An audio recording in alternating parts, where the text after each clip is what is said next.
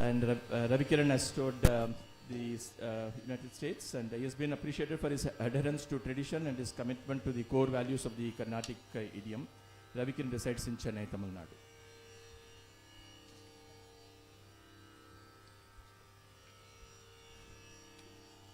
About Madhusudhanan Kalaichelvan. Madhusudhanan Kalaichelvan, an architecture graduate and a gold medalist in his post-graduation, specializes in conservation and architectural research. He has been an academician for around 14 years now, mentoring students of popular schools of architecture. He is an active heritage enthusiast, and his contributions have earned him several awards and accolades. He is a faculty of Saiva Siddhantam at the Dharmapuram Adinam and has been awarded the Adina Pulavar 2023 status and Saiva Tamil Arignir 2022 by his Acharyan Sri Dharmapuram Adinam. He is the youngest recipient of the coveted Vedavalli Memorial Award for Outstanding Service by a Young Achiever in the Field of South Indian Heritage 2018. He is the first recipient of Professor Swaminathan Award 2020 for his service in the field of heritage and culture. He received the title Ilakkiya Chammal 2019, recognizing his mastery over Tamil literature 2019. He is well-versed in fields of art, architecture, heritage, cultural studies, and vernacular practices. He is also a popular speaker on a wide range of topics associated with heritage, religion, culture, music, temple arts, and literature. He served as a member in the capacity of an architect in the state-level heritage committee constituted by the Hindu Religious and Charitable Endowments from 2018 to 2022. Madhusudhanan has been nominated as a member of Academic Council of Tamil Nadu, Dr. J. Jayalalitha Music and Fine Arts University. He has been writing columns on popular print media covering subjects like epigraphy, conservation, not so popular temples and archaeology. Through his popular initiative Ratham, Road Access to Temples, Heritage and Monuments, he curates and conducts tours to places of architectural and cultural heritage since 2012. He is currently pursuing his doctoral research on temple town planning in Tamil Nadu. Welcome, Madhusudhanan and G Ravi Kiran.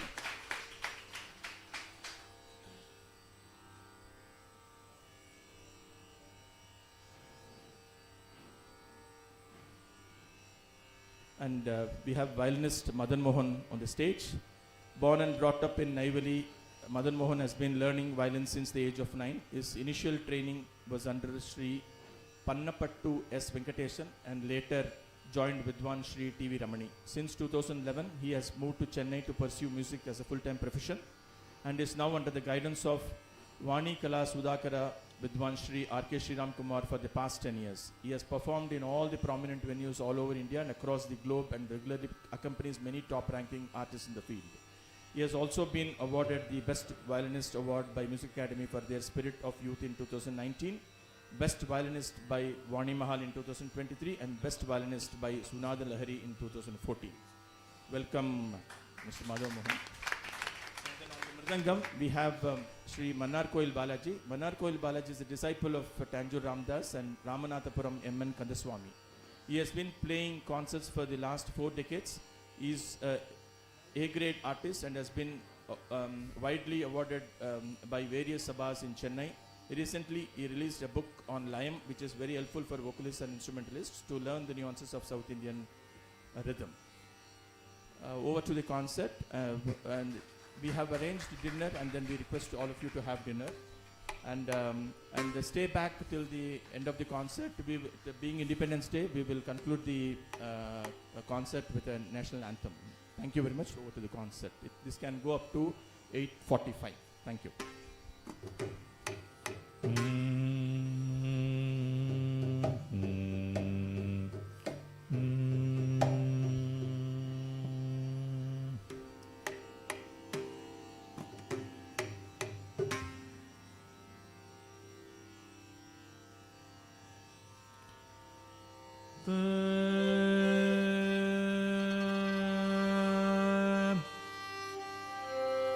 Namaskaram to everyone. Happy Independence Day to all of you. It's a pleasure to be in Kalasagaram.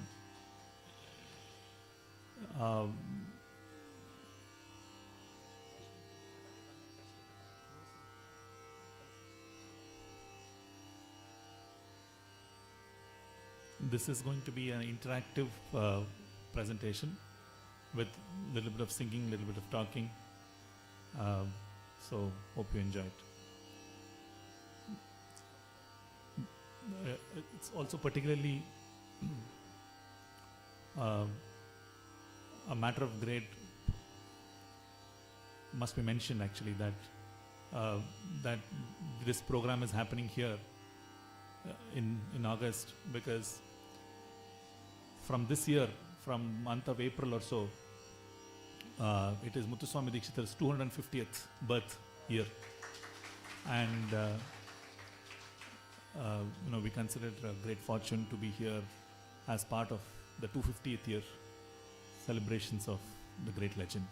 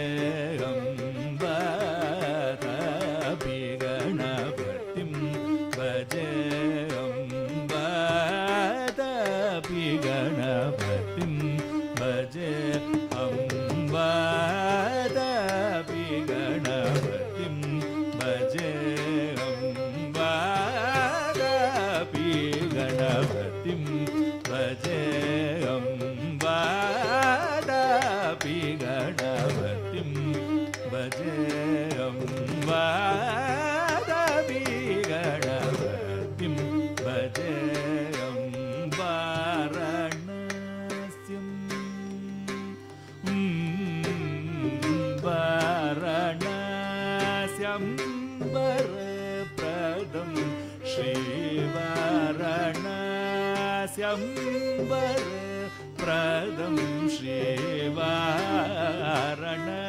संवर प्रदं श्रीवारण संवर प्रदं श्रीवारण संवर प्रदं श्रीवारण संवर प्रदं श्रीवातपि गणपतिं भजे गणपतिं भजे गणपतिं भजे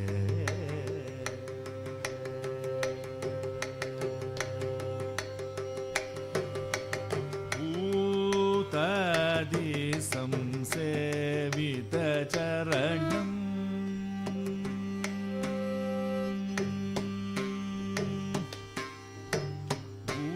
भूतादि संसेवित चरणं भूतादि संसेवित चरणं भूतादि संसेवित चरणं भूतभौतिक प्रपञ्चभरणं भूतादि संसेवित चरणं भूतभौतिक प्रपञ्चभरणं वीतरागिणं विनदयोगिनं वीतरागिणं विनदयोगिनं विश्वकारणं विघ्नवारणं वीतरागिणं विनदयोगिनं विश्वकारणं विघ्नवारणं वीतरागिणं विनदयोगिनं विश्वकारणं विघ्नवारणं वीतरागिणं विनदयोगिनं विश्वकारणं विघ्नवारणं पादाभि गणपतिं भजेऽहम्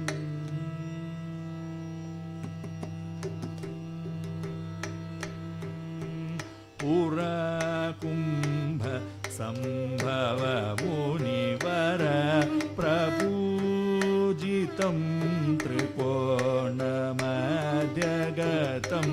Murari प्रमुखद्युपासितं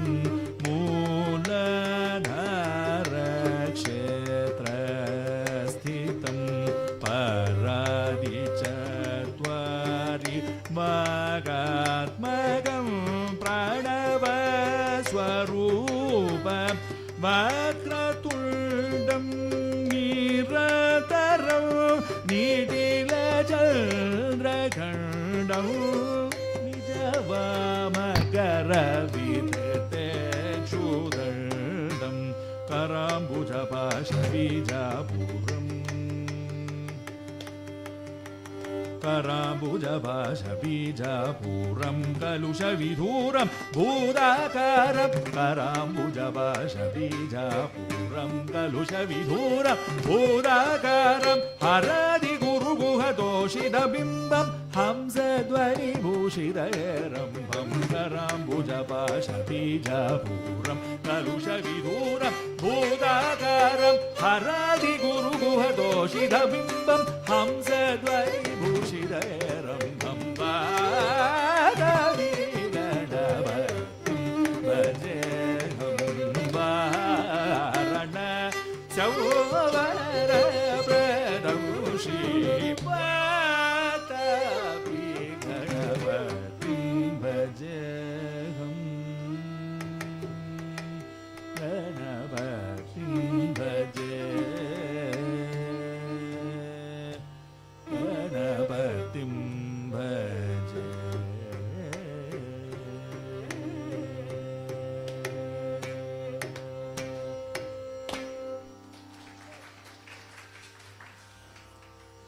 Vanakkam and a very good evening to you all.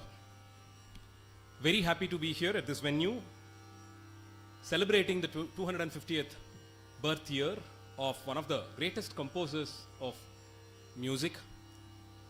The south of India has been blessed with several such brilliant scholars in various fields of art.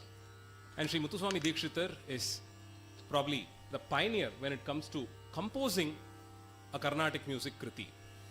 It's way too different from writing one or setting something to music than composing. This is like sculpting a sculpture out of a stone. His genius in music is unparalleled. The way he composes, the way he frames the subject, choice of words, the information that is packed in it, all of it makes it like a beautiful sculpture that has just come out of a stone.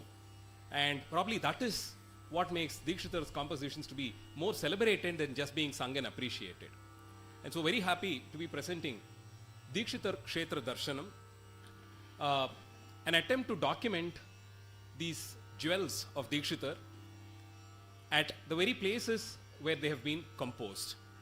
This was a brilliant plan by my good friend Vidwan Shri G Ravi Kiran, whose love for Dikshitar and his compositions came up with this idea to be supported by the organization that he runs, Guru Guhamrita, to video document the musical genius and the information packed in the compositions of Dikshitar.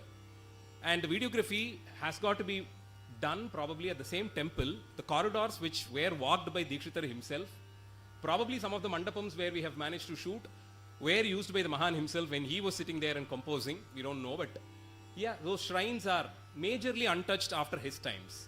Thankfully, unlike the Alvars or the Nayanmars, his time is very the recent past. So we can be sure that the architecture of the temple or the campuses haven't changed much. So I think we had the privilege to walk around the same corridors where he walked and had a look at the kshetram, the tank there, the deity there, the festivals being celebrated. So as a part of this video documentation of Dikshitar's compositions from the shrines or at the shrines where they were composed, we've been presenting a similar concept as stage programs like this. And for today's concert, we decided, instead of choosing a kshetram and picking compositions or choosing a set of kshetrams randomly and picking compositions from it, we thought as a mark of the 250th birth anniversary, the birth year celebration, 250th year celebration, why not we take a journey with Dikshitar's life's journey. Starting from Tiruvarur, where he was born, we thought we would have this session for the day, traveling through Dikshitar to the same kshetrams that he visited, preferably in the same chronology. Because thankfully, the biography of Dikshitar has been authentically compiled, and we have his own descendant, Sri Subbarama Dikshitar, who has composed it in Vagyekara Chatramu. And this wise old man has also helped us with the notations for Dikshitar's composition, which are at par excellence. That makes the SSP version of Dikshitar's composition even more special. So we have his biography in hand about his birth, the year, everything is documented so well. The So Sangeeta today's Sampradaya Pradarshini is the legendary Vidwan, the Pitamaha of Carnatic music, the 20th century, Vidwan Shammudi Srinivas Iyer, once said, and you should imagine it being said by the great Mahan himself, for those of you who heard him speak, so I will not try to do an imitation, but he said, யாருக்கெல்லாம் கோவில் கட்டுறா சுப்பராம தீக்ஷிதருக்கு ஒரு கோவில் கட்டணும் அப்படின்னு சொன்னார்.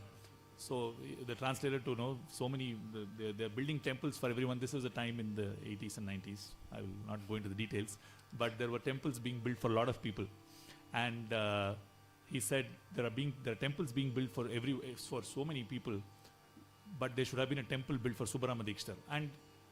And that meant a lot, because our understanding of Muddusvami Dikshitar's compositions today, we owe a great deal to Subbarama Dikshitar and his monumental work, the Sangeeta Sampradaya Pradarshini.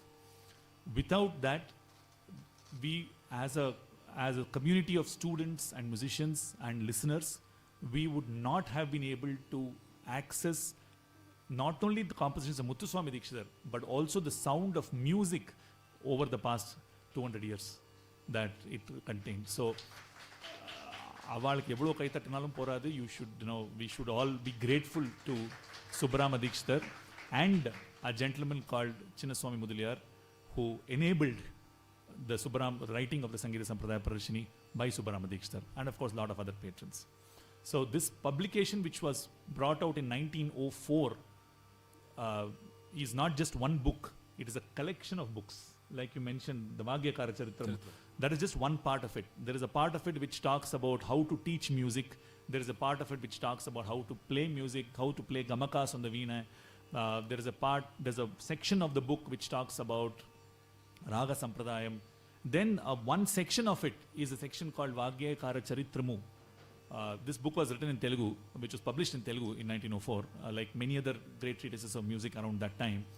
And the Vagyakara Charitramu contains a biography of 72, approximately, I think 72 leading composers as written by Subbarama Dikshitar. So he covers a lot of contemporary composers of the late 19th century as well as documents the biography of Mahans pre-Trinity as well as post-Trinity, as well as, of course, Muddusvami Dikshitar, Tyagaraja Swami and Shama Shastri himself. So we owe a great deal of our understanding of music and the music of Muddusvami Dikshitar to Subbarama Dikshitar. So having come in the lineage of Sri Muddusvami Dikshitar, Subbarama Dikshitar's versions can be considered to be very authentic. So we travel on the same lines of Vagyakara Charitramu to understand Dikshitar's life history. In the Manmatha year, very apt it is in fact, at this holy kshetra called Tiruvarur, the Kamalalaya Kshetram or the Mooladhara Kshetram, to which Dikshitar has had a special reverence always. I think if we make a list of Kshetra Kritis, Tiruvarur will win over all other Kshetrams. That's how special the Kshetram was for him.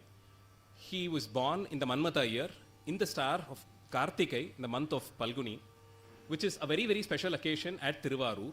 Of all the festivals celebrated there, commemorating his birthday probably many years before, this particular star in the month of Palguni is when the Vasanta Utsavam of Sri Tyagaraja Swami is celebrated, and this Mahan's avataram coincided so well with it.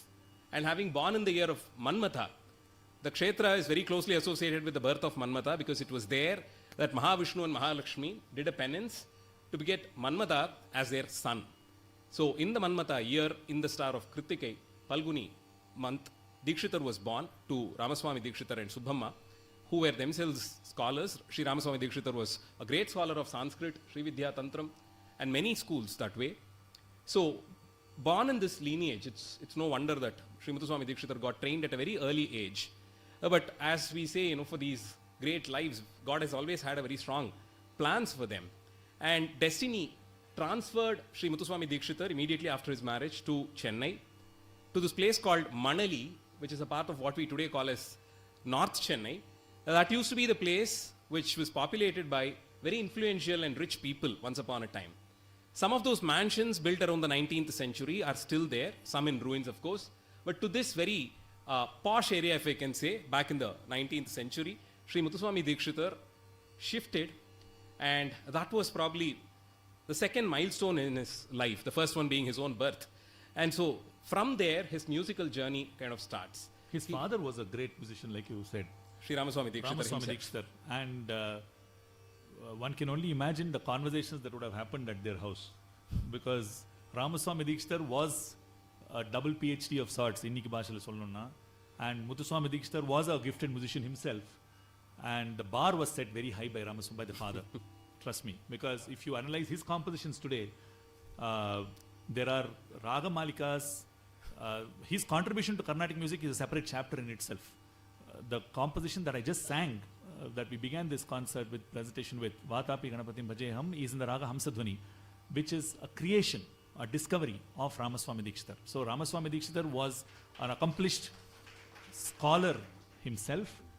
He specialized, by going by his works, we clearly understand that he was a great contributor to the concept of Raga Malikas. We find references to him composing Raga Malikas in 48 ragas, 108 ragas, and so on. So, like I said, the bar for a good composition was very high back in fact, the several times later. of Dikshitar. You began the thing with a composition was a very profound work of art. True. And these were Vagyakaras. They were not just tunesmiths. So while setting tunes by itself is a gifting, it's a very gifted activity. But they were Vagyakaras, so which means the Vak, the word and the music, both were composed by these Mahans. So after this shift to Chennai, the times when British rule was pretty settled and very actively happening, and nothing much otherwise. And the Britishers had Chennai as their hub of power for the whole of south of India. Even before the British set their foot in Kolkata, Chennai was a very happening spot for the British Raj. So they had the Fort St. George built by then, and the Britishers also had their own version of music, and they were very happy celebrating their evenings, spending their evening times in ballrooms. Sri Muddusvami Dikshitar was patronized by a very popular Dubashi, Venkata Krishna Mudaliyar, again of Manali, another very influential gentleman who could just pass through all kinds of barricades to enter the Fort St. George. And it should have intrigued the young Muddusvami Dikshitar and the young composer in him, fond of music, to accompany him to the Western music world. Probably that opened his idea, that opened his thought process into a school of music which is very rich and ancient in its own way, but slightly different, with slight similarities with our own musical systems here. Thus born were a new genre of music, compositions called as Notusahas. Notes in English are the swara equivalent, and swaras are the notes equivalent here. So, taking them to both together, they started calling it as Notuswaram, or in some dialect it is Notuswaram. And this was a beautiful formulation, again a craftsmanship by Dikshitar, to learn these tunes and compose words. I usually imagine probably all these words or letters even were queuing up outside his house, only to be used by him, waiting to be used by him.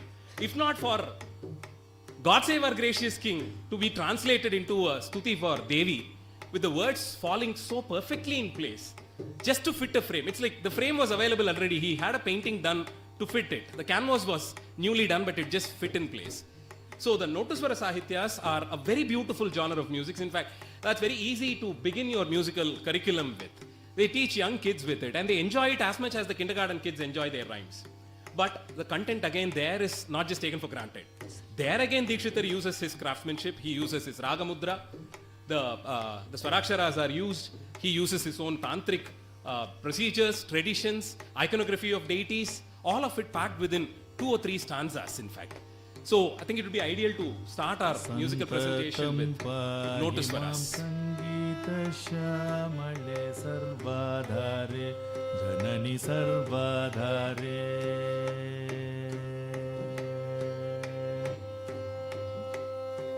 santatam pahi mam sangita shamale sarvadhare janani sarvadhare santatam pahi mam sangita shamale sarvadhare Janani sarvadhare Janani chintitartha prade chidrupini Shive Shri Guru Guha Sevite Shiva Mohakare Santatam pahi mam sangita shamale sarvadhare Janani sarvadhare Janani chintitartha prade chidrupini Shive Shri Guru Guha Sevite Shiva Mohakare Santatam pahi mam sangita shamale sarvadhare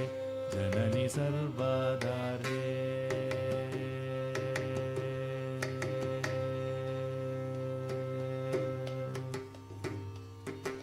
Vande Meenakshi Tvam Sarasijavaktre Parne Durge Natasura Vande Meenakshi Tvam Sarasijavaktre Parne Durge Natasura Brinde Shakte Guru Guha Palini Jalaruha Charane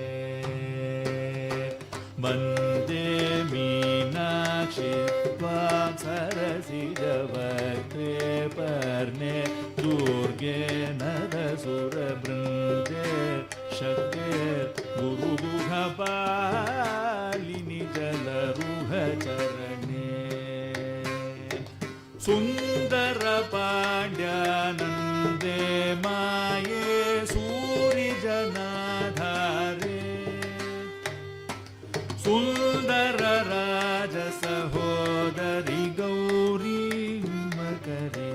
सततमहम् सुन्दर पाण्ड्यानन्दे माये सूरिजनाधारे सुन्दर राजसहोदरि Gauri शुभकरि सततमहम्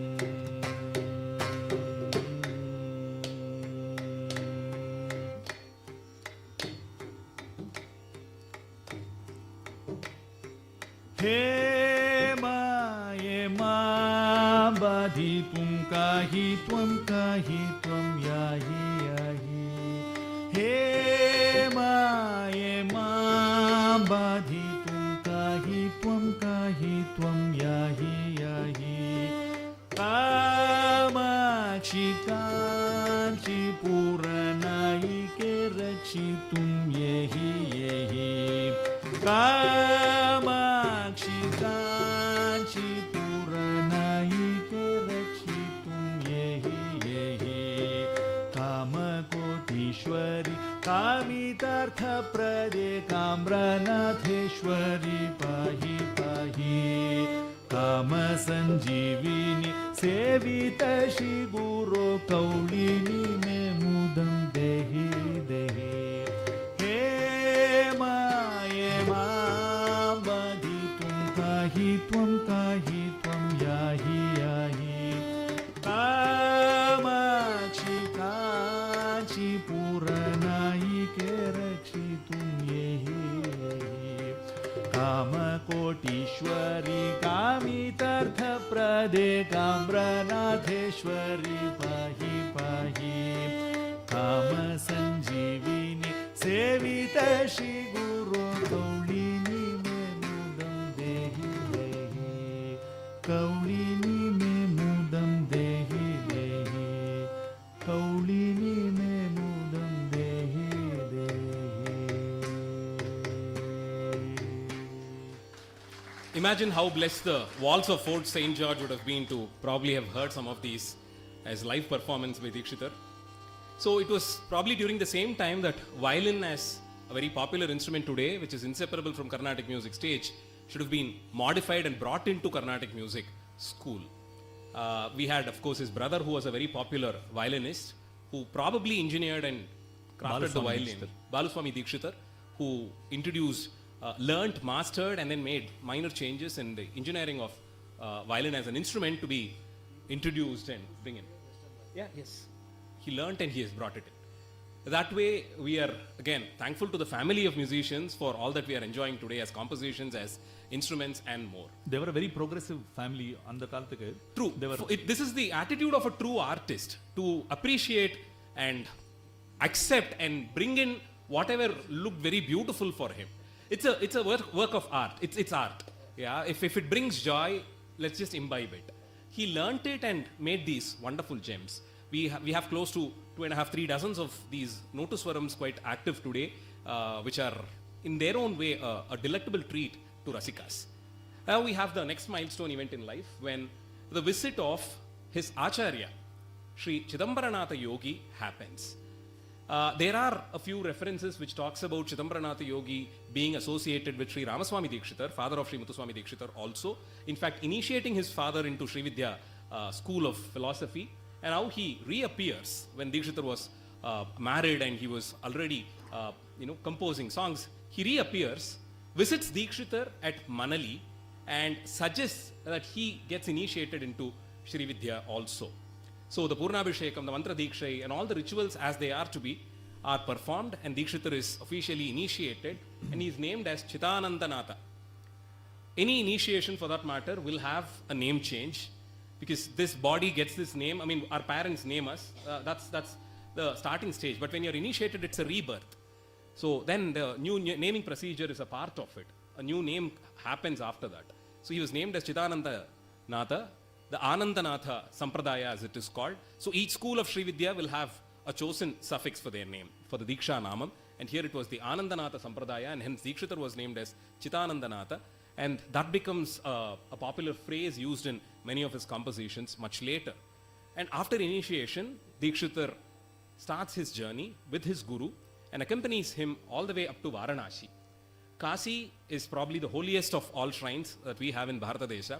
Almost all philosophies, all schools of faith, religion, all of it from India has some association with Kashi. The Shaivites are very closely associated, so are the Vaishnavites, so are even the Buddhists and the Jains. They all have some association with Kashi. And it is generally a thumb rule that all of us make at least one visit to Kashi, have a darshan of Ganga, Vishwanatha. Dikshitar was blessed for a brief period of stay at Kashi along with his guru, who probably saw him groom into a great devotee, a philosopher, and an astrologer, somebody who could prescribe medicine, somebody who was a master of drawing yantras, initiating the devatas in it, identifying syllables with devatas, because all of this falls into the composition much later. That's why you'll have to understand Dikshitar's composition in multiple layers. A philosopher will have his own view on it. Likewise, a musician has. A Sanskrit scholar will have his own view on Dikshitar's composition. Somebody who's an expert in Mantrikam probably, or Jyotisham for that matter, can sit and work on Dikshitar too. So all these verticals have been mastered by this one gentleman to pull all of them together into these beautiful compositions. That's why I said he crafts the composition. And the craft, one thing comes to my mind, that the reason, one of the unique aspects of Muddusvami Dikshitar's compositions, like you said, you can analyze it from multiple layers, right? And it also, the text of Dikshitar's compositions, if you see, when you hear the composition, it's a deeply moving and emotional experience. I'm sure all of you feel the same when we listen to each one of his gems of compositions. The texts, if you see, are largely descriptive in nature. They are referring to a god, a deity, a kshetram. They're descriptive. So what is it that moves us? If you analyze, it opens up a lot of interesting points to think. Is it the text alone? Is it the music alone? Is it the blend of the two? If the same music were set to some other text, some other words, would it have moved us? I don't know. We have to think of it ourselves. The same Vatapi Ganapatim Bhajayam, it moves us every time we listen to it. Why does it move us? There is no emotional statement being made in the composition. The Vatapi Ganapatim Bhajayam. I worship the Vatapi Ganapati, for example, or Hiranyam Lakshmim Bhajami, Shrinath Adi Guru. For that matter, some of us might not even be knowing the meaning of Exactly. We might not even know the... Still there is something that moves us. So that element of abstraction is the hallmark of any great artist across the world. If you see a great poet, a great author, a great painter, a great artist is one who suggests, and the interpretation happens if there are 200 people listening to a composition, there are 200 Vatapi Ganapatim Bhajayams there, because each one of the audience, each one of the listeners, including people on stage, they are reliving Vatapi Ganapatim Bhajayam in their own universe, in their own listening soundscape, in their own mental interpretation. That is the hallmark of any art, which suggests, it is like a great Vidwan M.D. Ramanathan once said, that great music must be like the sea. If you look at the sea, you cannot make out the depth of the sea. It only suggests. You look at the sea, you look at its waves, it suggests, it is suggestive of an enormous depth. And that level of abstraction is what is the hallmark of a great work of art like Muddusvami Dikshitar's. So, after being seasoned by his guru under his Diksha and all of that, there becomes a time when his guru thinks, all is good now, you're on your own from now on. In fact, this very beautiful relationship between a guru and a Sishya happens right there.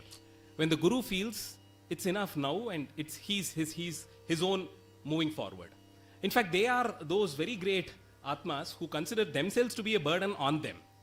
That's what they are. They don't want to cling on to anything for the rest of their life. They look at their own Sishyas at some point as, you should be on your own from now on.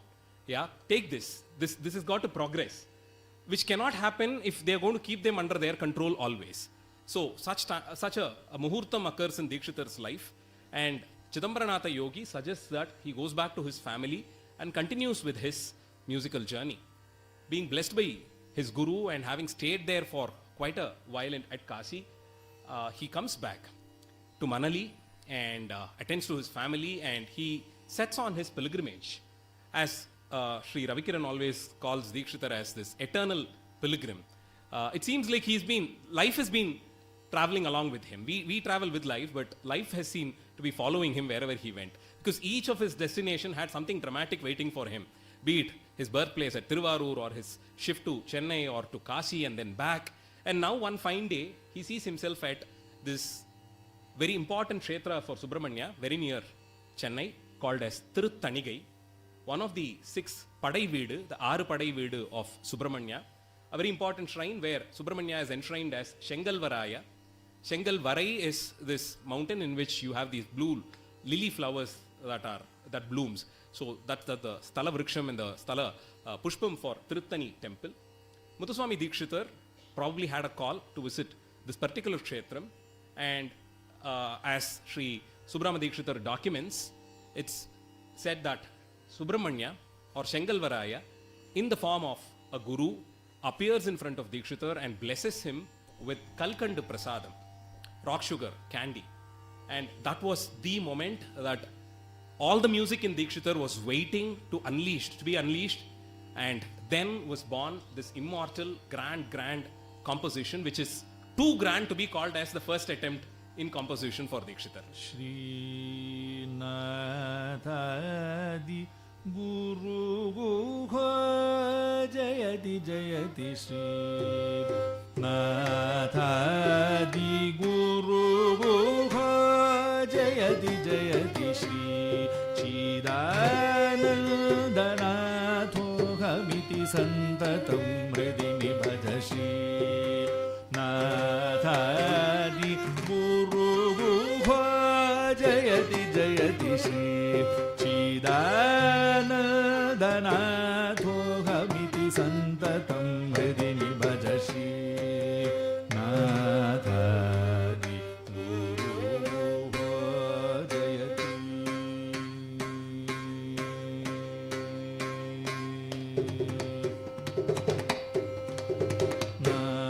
Nana Prapancha Vichitra Karo Namarupa Panchabhuta Karo Ajnana Dhvata Prachanda Bhaskaro Jnana Pradayako Maheshwaro.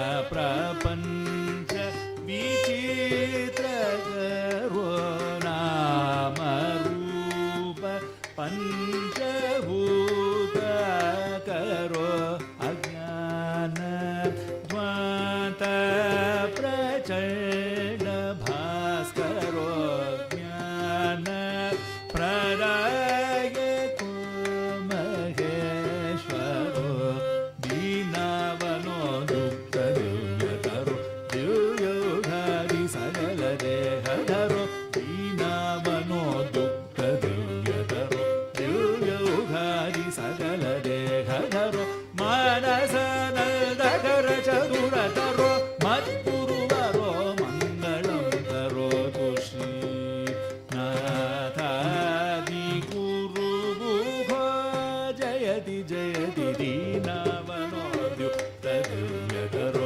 Divyogari Sagala Dehadaro Manasana Dagara Chadurataro Madhuruvaro Mangalam Taro Tushi Nathadi Guru Jayati Jayati Shri Chidanandanatho Hamiti Santatam Hridini Bhajashi Nathadi Guru Jayati.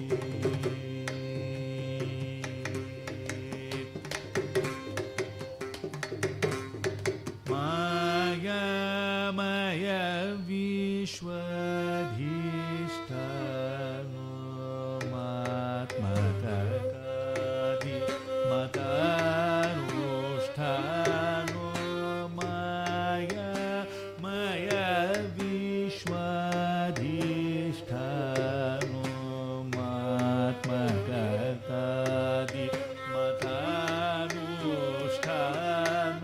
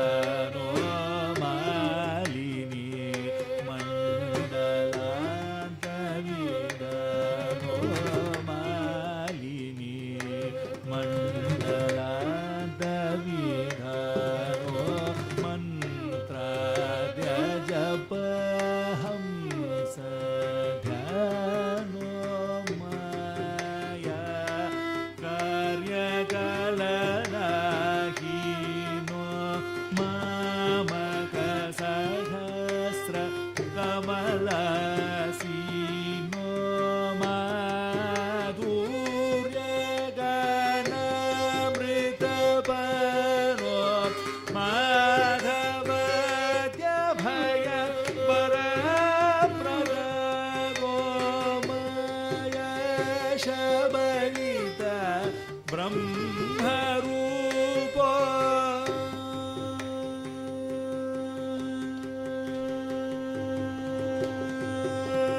माया शबलित ब्रह्मरूपो मारकोटि सुन्दर स्वरूपो मतिमदं हृदय गोपुरदीपो मत्तशूरादि जयप्रदापो माया कार्यकलनाहीनो मामकसहस्र कमलासीनो माधुर्य गानामृतवनो माधवद्यभय परप्रदनो माया शबलित ब्रह्मरूपो मारकोटि सुन्दर स्वरूपो मतिमदं हृदय गोपुरदीपो मत्तशूरादि जयप्रतापो माया मानवगौलादिदेश महीपरिपूजितवर प्रदेश माधव यमरवृन्दप्रकाश महेशस्य महतोपदेश माया मानवगौलादिदेश महीपरिपूजितवर प्रदेश माधव यमरवृन्दप्रकाश महेशस्य महतोपदेश माया मानवगौलादिदेश मगपमदपनि ददपमपद माया मानवगौलादिदेश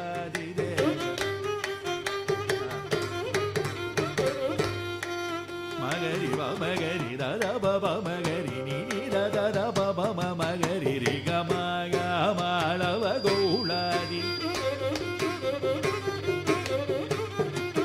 नम गप मद पद मप मद पनि धनि पद मप मद पद मप मग पद माया मानवगौलादि अप पव म स द द द प स नि द द द प स स स नि द नि द प द प म माया मानव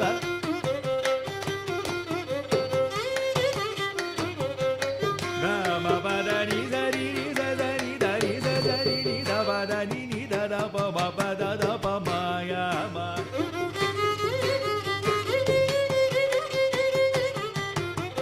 द द द नि स रि रि स नि स ग रि स रि स स स रि स नि स स रि स नि द नि स रि स नि स रि स नि स रि ग ग रि रि स रि स नि नि स नि द नि नि द नि नि द द द प म प द प द द द द नि प प द म प म द प नि नि द प द प प म नि द नि प द म द प द म प द म प द म म द द प प प म म म ग ग ग रि रि स ग रि ग ग म म ग ग ग रि रि रि स रि रि स नि स रि स रि रि ग म ग ग ग रि स रि स स रि ग म ग ग रि रि स म म ग ग ग रि स रि स स रि स नि स रि स स ग रि रि स नि स रि ग ग रि रि स नि स रि ग रि स नि स रि ग म ग रि स नि स म ग म ध ग ग रि ग ध रि स ग रि म ग प म ग रि स नि स रि ग म प द द द प म म ग म प प प प प द प प द प प प द प नि द द प प म ग प प प प प म द प द प द प नि द स नि द प म द म प द नि द रि स द रि द प म प स नि द प द नि स नि द प द नि रि स नि द प म द प नि द स रि रि रि स द नि स रि स नि ध नि स रि स रि स the the the sa sa ri sa ri sa ri ri sa ni sa sa ri ri sa ni ni ni sa ga ga ga ri ri ri sa ni sa ga ga ga ri ri ri sa ni ni ri ri sa sa sa ri sa ri ri sa sa ri ri sa ga ri ma ga ri sa ni sa ri ga ma ga ri sa ni da ni sa ri ga ma ma ma ma ma ga ga ga ma ma ga ga ga ri ri ri ga da ri ri ri sa sa sa ri ri sa sa sa ri ni ni da sa da ni ni ni da ni ni da sa da ni ri ri sa ga ga ri ma ma ga ba ma ga ri ma ga ri sa ga ri sa ri ri sa ri ri sa ri da sa ni da ba ni da ba ba ma ma ga ga ri ga ma ya ma la va gaula ri de ja mai paripujita vada pradesha madhava jamara brinda prakasha maheshasya madharthopadesha shri Radhadi Guru Bhukha Jayati Jayati Shri Shidanandanathu Kamiti Santatam Hridini Bhaja Shri Nathadi Guru Bhukha Jayati.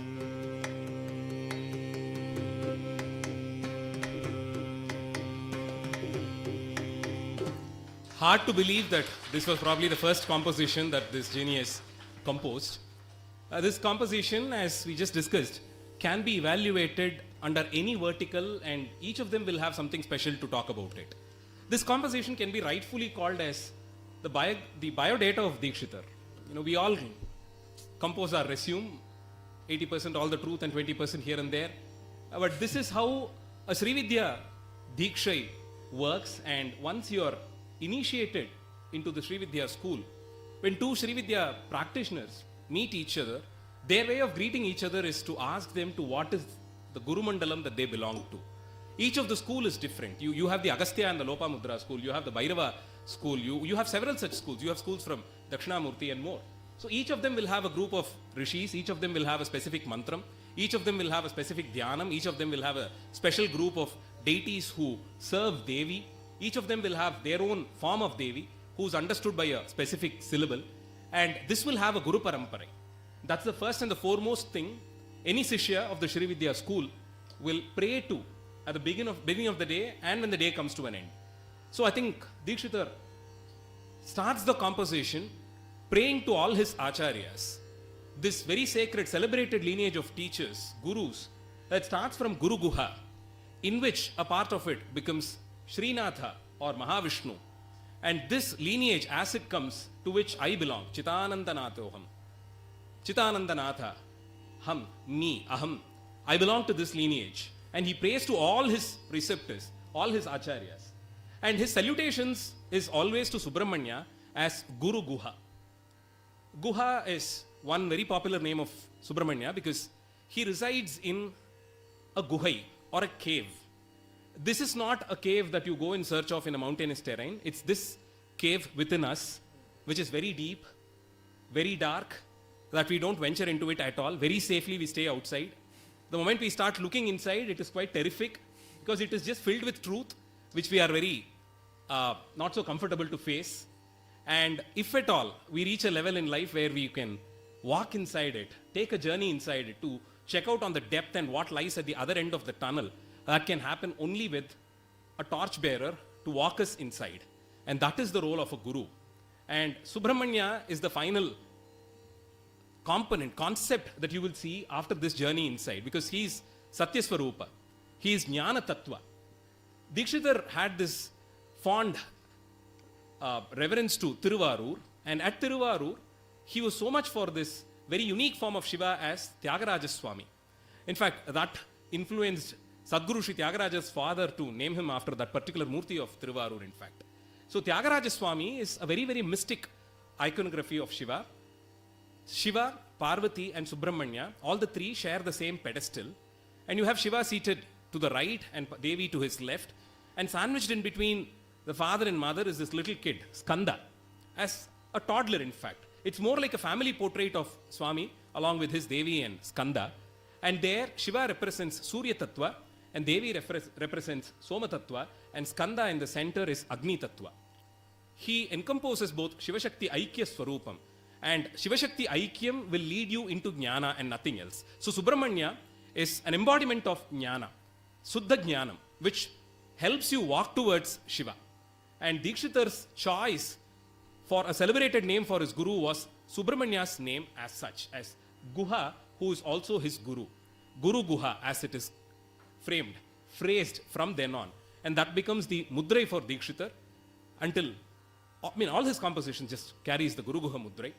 And so from there he says, and I think this composition to be understood for all its musical and the value of it, probably you'll have to invite us here for another session, only for this one composition for 2.5 hours.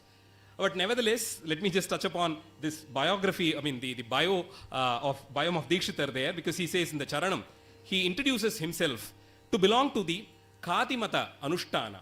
I follow the Kadi school of Srividya. Of the many schools, Kadi school. And then you have the Hadi and Sadi school, which again he mentions in a few other compositions much later. But the Srividya subjects are best kept as secrets because it's never put out in open. One will have to approach a guru, and based on the maturity of his Sishya, the guru initiates him. So I just would like to mention here that there is a school which is called as the Kadi school because their Mula Mantram begins with Kakaram, and hence it's called the Kadi school, and Dikshitar belonged to that particular school. And then he says, Malini Mantalanta Vidhano. The mantra Vidhanam that we chant in our school has several of these Malini Devatas around it. Then he says, the Mahamantra for us is Ajabha Mantram, and the Dhyanam is Ajabha Dhyanam, both of which are very closely associated with Tiruvarur. In fact, of the many Shiva Bhijas, Tiruvarur Kshetram and Tyagaraja Swami has Ajabha Mantram as a part of the ritual there that happens. So Dikshitar was initiated into the Khadi school with Ajabha Mantram and Ajabha Dhyanam as the predominant dhyana. And then he goes on with the Raga Mudrai and much more. He describes Subramanya for all that he is. The brave Subramanya, the valorous Subramanya, the embodiment of jnana that he is. And he is Marakoti Sundara Rupa. He's handsome because that's ultimate truth. Truth is just beautiful. Truth is adorable. And that's how Subramanya is. And so it's always the same. It never changes. And that's why we associate Subramanya to be youthful. He's Kumara. He's always young. And that's how truth is. It can never change. There's no aging for truth after all. And so that's how Dikshitar chooses the name for his guru and the description for his guru and composes this kriti wherein he says, I belong to this school. These are my preceptors. And this is where Subramanya comes. And he has initiated me into this mantra. These are the Malini Devatas and more. And much like the youthful Subramanya mentioned, Muddusvami Dikshitar ensures that the ragam stays evergreen through his handling of it. Because if you take this like Sri Madhusudhanan said, this composition has been already dealt with. It's on record. You'll find it in the archives of the Music Academy as well. Has been dealt with for over 2 hours and has been analyzed. And one thing we must mention beforehand, the composition itself doesn't mention the Tirutani Kshetram per se. But Subbarama Dikshitar mentions in his Vagyakara Charitramu that this was composed at Tirutani Kshetram, just to set the record. And as the tradition goes, there are 7 other kritis, all dedicated to Subramanya as Guru or Guru as Subramanya, either ways. Vibhaktis. And that's what is called as the list of 8 kritis that becomes the Vibhakti kritis. The Guru Guha Vibhakti kritis as they are called. And this composition, it is unimaginable to conceive that this could be the first composition. I think for Mahans, like for any great artists, the outpouring is what we see, the tip of the iceberg, like we say, right? So we just see that tip of the iceberg, and that tip of the iceberg is what Muddusvami Dikshitar shows us in this composition. Remember, this is his documented to be the first composition. That the Pallavi of this composition, I'm sure many of you know, but I'll just share it for the interest of people who might not have been familiar with it. This composition is the first composition. The ragam is Maya Malavagola, which is the ragam that all students of music learn first. The talam is Adi talam, which all of us learn first. As students of music, in the system set forward by Purandaradasa and later on, the first beginning lessons that we all learn are the Sarali verses. And this composition contains a symbol, indication of all the beginning lessons that students of music learn. Sarali verses, Alankarams, and so on. Sarali verse, Janta verse, and Alankaram. How? Shrinathadi Guru Gho Jayati Jayati Sarigama Guru Gho Padanisa Sarigama Padanisa descent Niraba Magari. And it also contains 3 speeds. Shrinath the first speed, Guru Gho second speed, Jayati Jayati third speed. Sarli verse, first Sarli verse in 3 speeds in the first 2 lines of the composition, handled. Next lesson is Janta verse. Chidanandanatho hamiti santatam hridini bhaja Nini dadapa pama magagari risa sanini. Done. What about all the octaves? Shrinathadi first speed in the lower octave, Guru Gho second speed in the lower octave, Jayati third speed in the lower octave. So 3 octaves, 3 speeds, Sarli verse, Janta verse. All this is hidden. Even if you were to not know this, you would still enjoy this. That is the beauty of it. It is not made very explicit. ரொம்ப கஷ்டப்பட்டு பண்ண மாதிரி ரொம்ப கஷ்டப்பட்டு பாடுற மாதிரி இருக்காது. You can listen to it like any other composition and enjoy it. And when you go deep into it, you realize all these motives and all these patterns are there. Go to the Anupallavi. Nana prapancha vichitra karo nama rupa pancha bhuta karo jnana dhvanta prachanda bhaskaro jnana pradaya ko maheshwaro. So if you look at it from left and right, it is basically sarigama Rigama pada gama pada ni ma pada ni sa ni da ba ma ga da ba ma ga ri ba ma ga ri sa, which is an alankaram form. Pallavi Anupallavi. Charanam is an encyclopedia in itself. Every letter begins with ma, and from the lines that begins with Maya Karya Kalanahino Ma, the swaram is ma. Second, Ma Maka Sahasra Kamalasino, swaram is pa.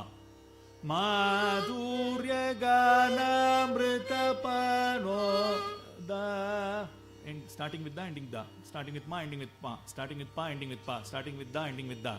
Fourth line, Madhavadya Bhayavara Pradano, starting with ni, ending with ni. Maya Shabalita Brahmarupo Sa Ma, and comes back.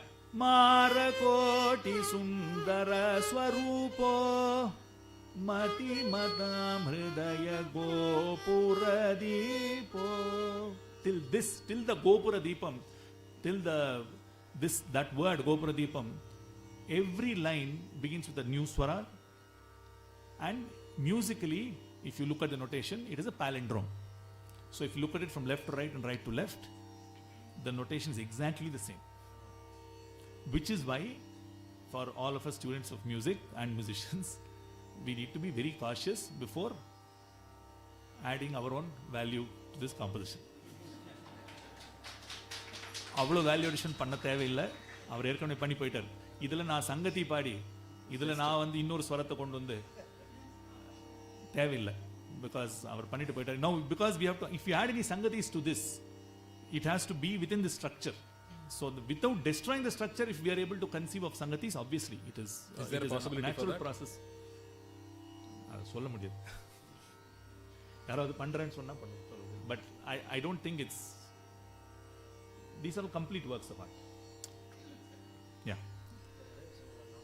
சொல்லுங்க.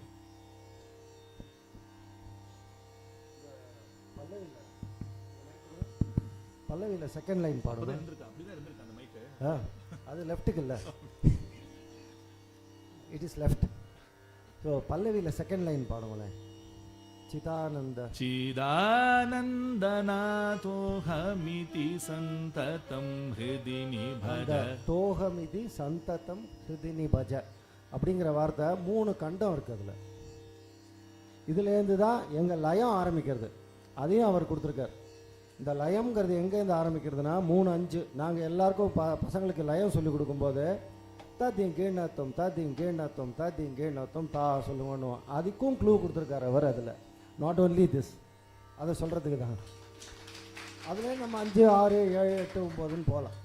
And of course, ragam wise சொல்ல வேண்டாம், because the phrases that you get to practice ragam and to look at the ragam, we should look at these compositions. And the phrases, especially students of music who want to practice manodharmam, we always, when I teach my students, and I'm sure many of you teachers, students will hear the same thing. Manodharmam eppadi paadradhu, ragam eppadi paadradhu. How do I approach raga singing? It is these compositions. Malini man, just that phrase. Tarana. Now imagine, now look at the number of possibilities it opens.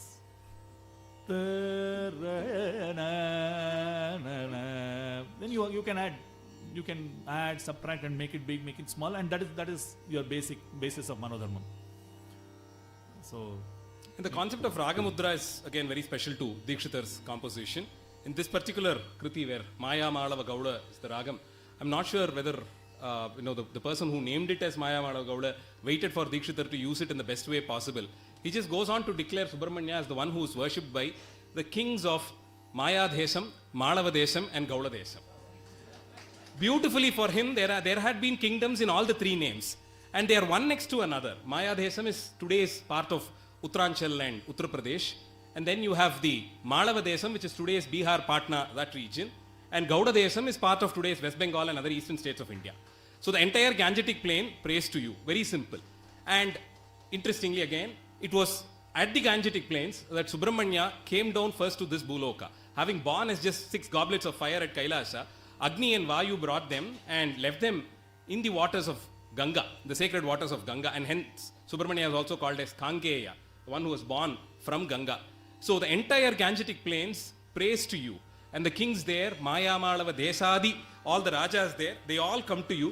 Desa Mahipati Pujita. So all the kings of Maya Desam, Malava Desam and Gauda Desam come and pray to you. So the Ragamudra usage of Dikshitar is a supposed separate subject for a research. That's how creative it is. So after this episode at Tirutani, it's a never-ending musical journey for Dikshitar. I think his family should have shifted to Tiruvarur by then. So he had to go down to Tiruvarur to join them. But unlike us, Dikshitar probably chose to take the longest route to Tiruvarur, covering as many shrines as possible en route. And his first spot was undoubtedly Kanchipuram, the Kamarupam of south of India, where Kamakshi, the empress of Srividya Upasana, sits and rules the entire kshetra there.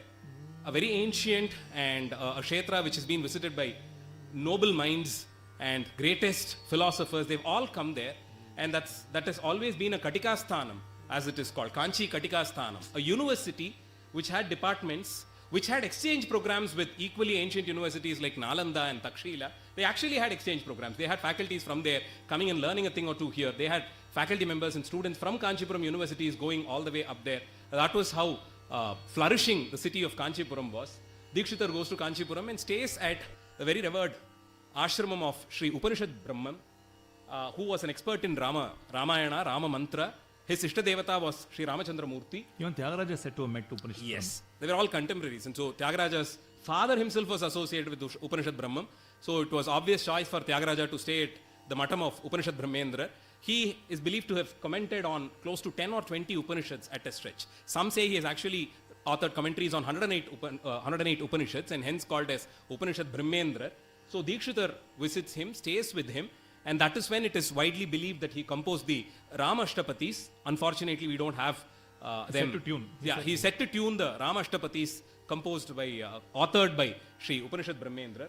And from there, he visits many shrines in and around Kanchi. Kanchi is a kshetram full of temples, whichever direction you turn, and some immortal compositions on Devarajaswami or Varadaraja and Ekambreshwara and Kamakshi, as his very fond deity for that matter, comes out of Kanchipuram. And of the many compositions of Devi, where he brings in the deepest secrets of Srividya Tattvam in the choicest words, making it like a wordplay for us to explore more, still be clueless about what exactly he means. We have this wonderful, deeply moving, deeply engaging Kriti in Hindolam.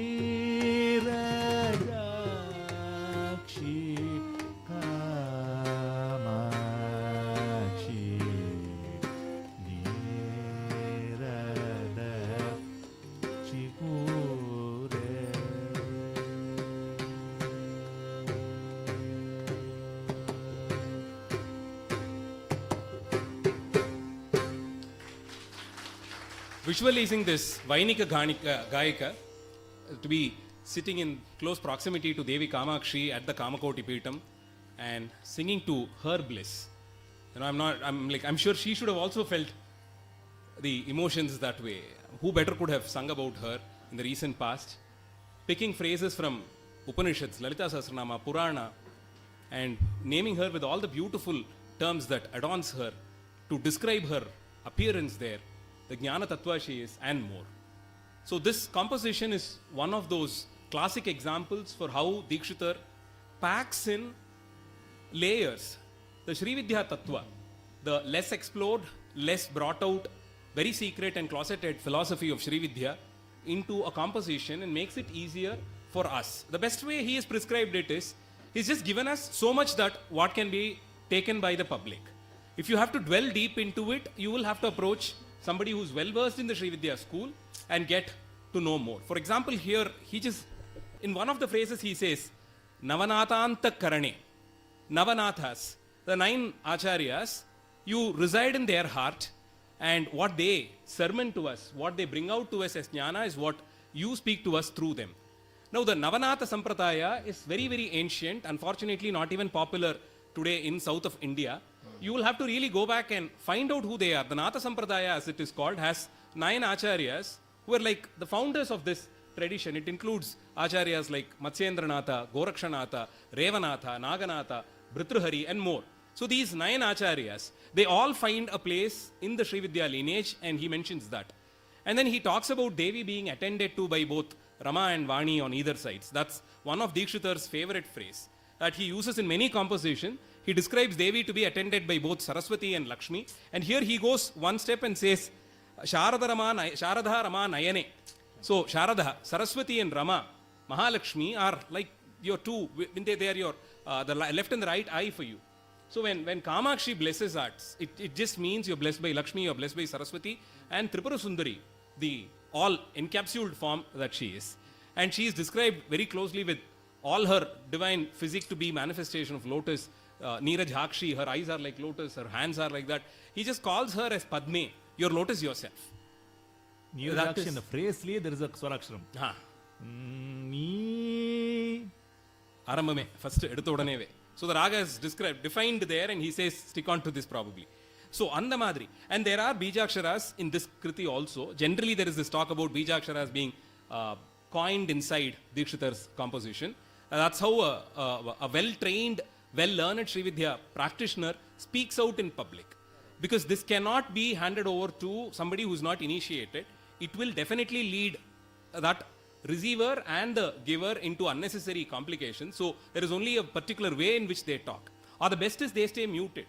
But for somebody like Dikshitar, who also had the responsibility of making sure that the coming generations, the Sishya Parampara grows big, he has gifted us these compositions. So if you are not really initiated, still, if you can learn these compositions and sing them without knowing that that is a bijaksharam, you are going to keep repeating it in those sangadis, maybe 4 or 6 times. That by itself is bless you. So that's how a common school which is open to all, like Carnatic music, has been used as a beautiful tool to engage them in something like Mantra Diksha, which is not easy for all. So this is one such classic kriti. The first line number or 20 தடவை பாடினாலே you get voice practice, ragam practice, shruti practice, talam practice, everything.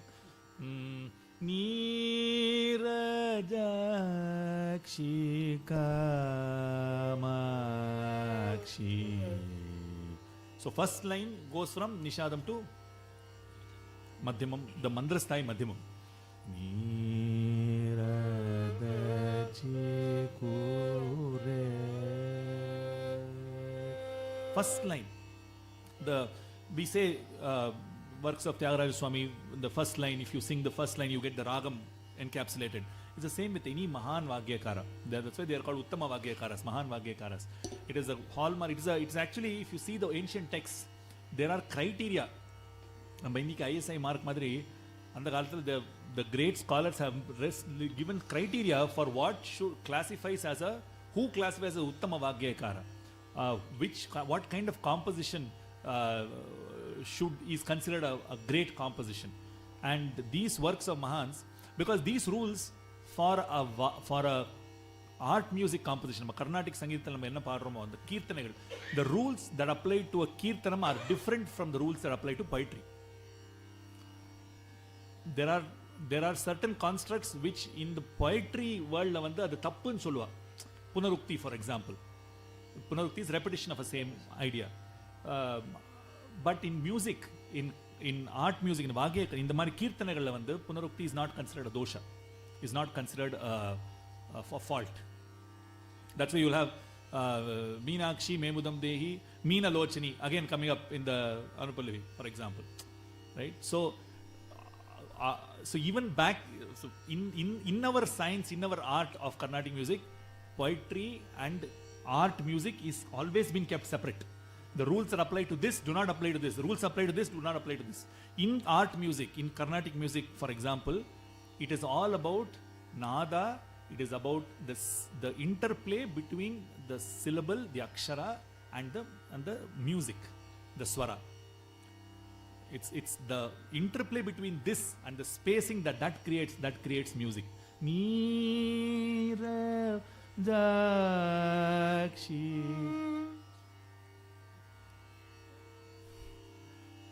நம்ம சும்மா பேசுறோம், but actually பேச வேண்டிய அவசியமே இல்லை.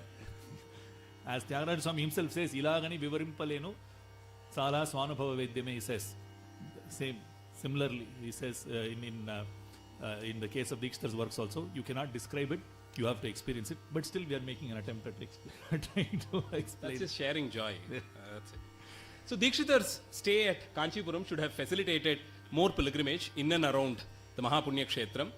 So some of the kshetras probably that he visited from there should include Tirumala, the Bhuloka Vaikuntham as it is called, where he has given us some very beautiful compositions.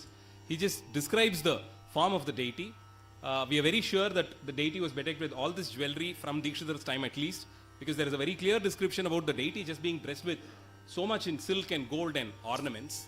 And then he also visits Srikalahasti, one of the Panchabhuta Kshetras, where Swami resides as air, the fourth Bhuta. And probably his attempt there and Chintayama Mulakantam at Kanchipuram should have had Shiva waiting in the other 3 kshetrams also. So we have this beautiful set of 5 Panchabhuta kritis, all in the best of the ragas that suit so well, and the emotions, and to an extent even the elemental value, what water represents brought into the musical notes, and how fire is, or the bijam for fire being repeated in this, and more. And one more kshetram that he visits in close proximity to Tiruttani is a small hillock. It is such a popular shrine, a shrine that blesses anybody who stays there for a mere 24 minutes, and hence called as Ghatikachala. One Kadige is just 24 minutes, and if somebody resides on that hill for 24 minutes, you are blessed immensely. And there you have this form of Vishnu who never waits till his devotee calls. He is so fast in attending his devotees. As the famous phrase goes, Naalai என்பது நரசிம்மனுக்கு இல்லை. There is no tomorrow for him. It's now. When somebody calls his name, he will be there even before they finish calling his name. That's how quick he is. And the history of the kshetram, which is very closely associated with Narasimha Avatara, it's a kshetram which happens after Narasimha Avataram, in fact. So you had the Sapta Rishis who were wanting to have this vision of Narasimha, and they were directed by Brahma to reach Ghatikachalam, and they performed a penance. Unlike in other Kshetra Puranas, which generally talks about how a particular Rishi stayed there for several centuries together, several yugas together to get a darshan, they were quite surprised that all of it happened in 24 minutes. And Narasimha gave them the darshan, that moment, that one form which is so quick in attending his devotees. And they recall and praise him for all that he has done to Paramabhavada called Prahalada. A very popular story, but how many ever times you listen to it, it only reinstates your belief system, your faith in God. And Prahalada, the son of Hiranyakashipu, a Rakshasa, but in his lineage, Prahalada, a Paramabhagavata, was born, a Garbha Shriman as he is called, because he was initiated into Ashtakshara Mantra when he was still a fetus in his mom's womb, and he was initiated right at that stage, and he groomed into this Paramabhagavata. Hiranyakashipu was just embodiment of arrogance and ignorance. He went to one step ahead of all other asuras, all his forefathers. He said, don't worship anybody else. I am God myself. He thrusted this on all his common people and the devotees. So all other temples were shut down, and temples dedicated to Hiranyakashipu were opened, and they started worshipping him, fearing him, and not much to go against him, not many in the population to go against him. They just started worshipping him. But Prahalada was very different. He was admitted at the school of Shukracharya, the Acharya for the Asuras, the Rakshasas. There his Acharya taught him Hiranyakasipu Ashtotram probably, but Prahalada was very particular about chanting only Ashtakshara. He said, what more than these 8 syllables? This is enough for me to cross the mighty ocean of Bhava, birth and rebirth. And this news reaches Hiranyakashipu. Of course, he was not very comfortable with it. None but his own son is going against him. Unlike these days where you have the son just following the legacy of fathers, in many cases, there was one prince who was against his father's wish. And so he said, no, I'm not going to do this. And Hiranyakasipu put him through tests, punished him so severely. He was probably 3 or 5 years old. That's how the kid was. But his firm faith in Narayana, or more so, the Nama itself, the 8-syllabled mantra, was enough to protect him from all those tests that his father put through, punishments that his father gave. He just garlanded him with venomous snakes. He pushed him from a mountain. He fed him poison, but all of it could do nothing before this protection called as Ashtakshara. Tired of giving him all these punishments, one fine day, he just pulled him into the court, pushed him in a corner and asked him, what is your problem? Let's solve it here. Let's settle it here. Tell me who's this Narayana. Tell me who's this Hari. Where exactly he is, I'd like to meet him. I'd like to see him. I need to see him to decide that whether he is powerful or me. Arrogance was at its peak. And Prahalada was clueless. He said, Hari is there everywhere. He's omnipresent. He's omnipotent. Just everywhere around. In you, in me, in this throne, in this pillar. Ravish. Hiranyakasipu was like, are you sure he's in this pillar? He said, yes, he is in this pillar. The stambam is there.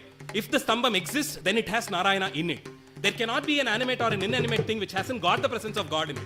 Prahlada was very determined. He was so sure. It tested the patience of Hiranyakasipu, and finally he said, let me test this. Let me break open the column and find out he is there. I mean, as we read the story, we would think like that's probably a childish faith, a childish belief. But the child's belief cannot be put to test. Narayana was firm in it. He for a moment worked out a plan, and he knew what was this arrogance that Hiranyakasipu had. This very interesting boon where he cannot be killed by a man nor an animal in day or night, inside his house, outside the house, not by weapons and nothing. And all of these conditions perfectly fitting into frame, Mahavishnu took this very beautiful form as Narahari, as Narasimha.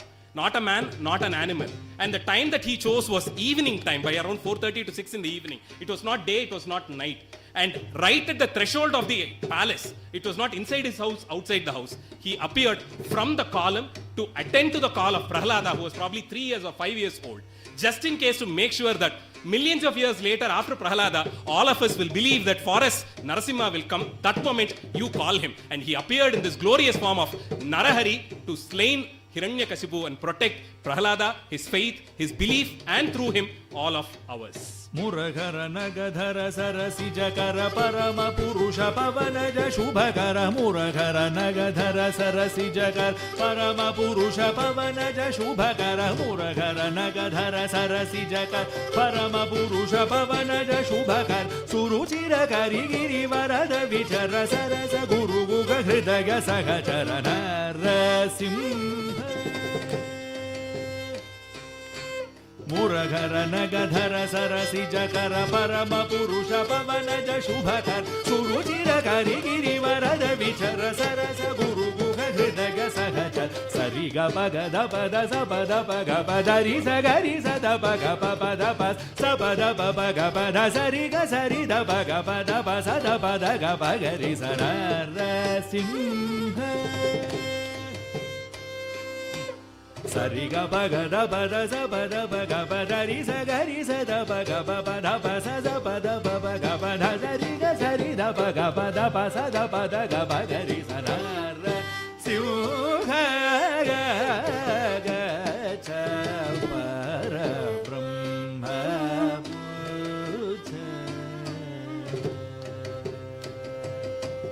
Narasimha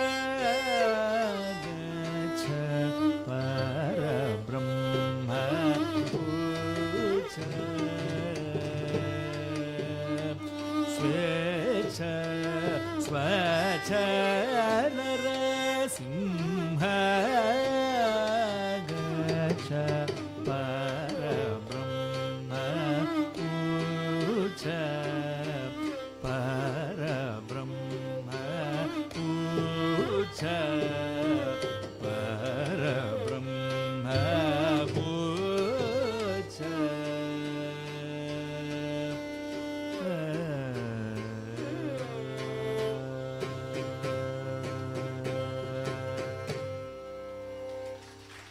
Dikshitar should have felt like Prahlada to call Narasimha, Agacha, just come over, please come.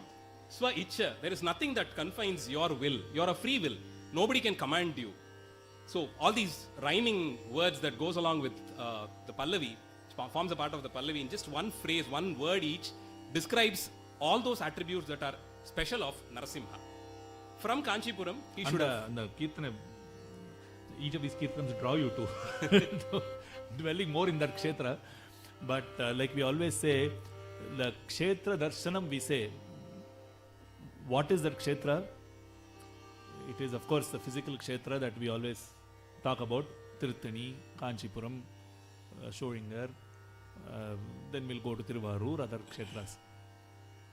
That is the physical Kshetra. But in each of those Kshetras, Muddusvami Dikshitar creates his own Kshetra of the Ragas, but what is a Kshetra? It is a Punya Sthalam. If you want to just break it down into the dictionary, also refers to it as a holy place.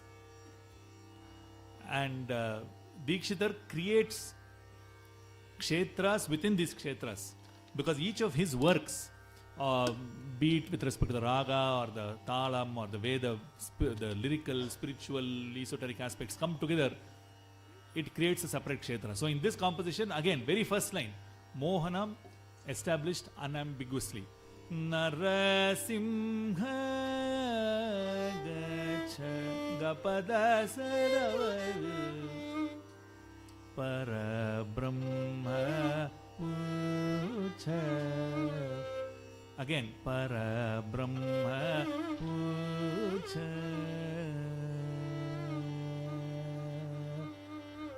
Svecha swacha narasimha tadariri.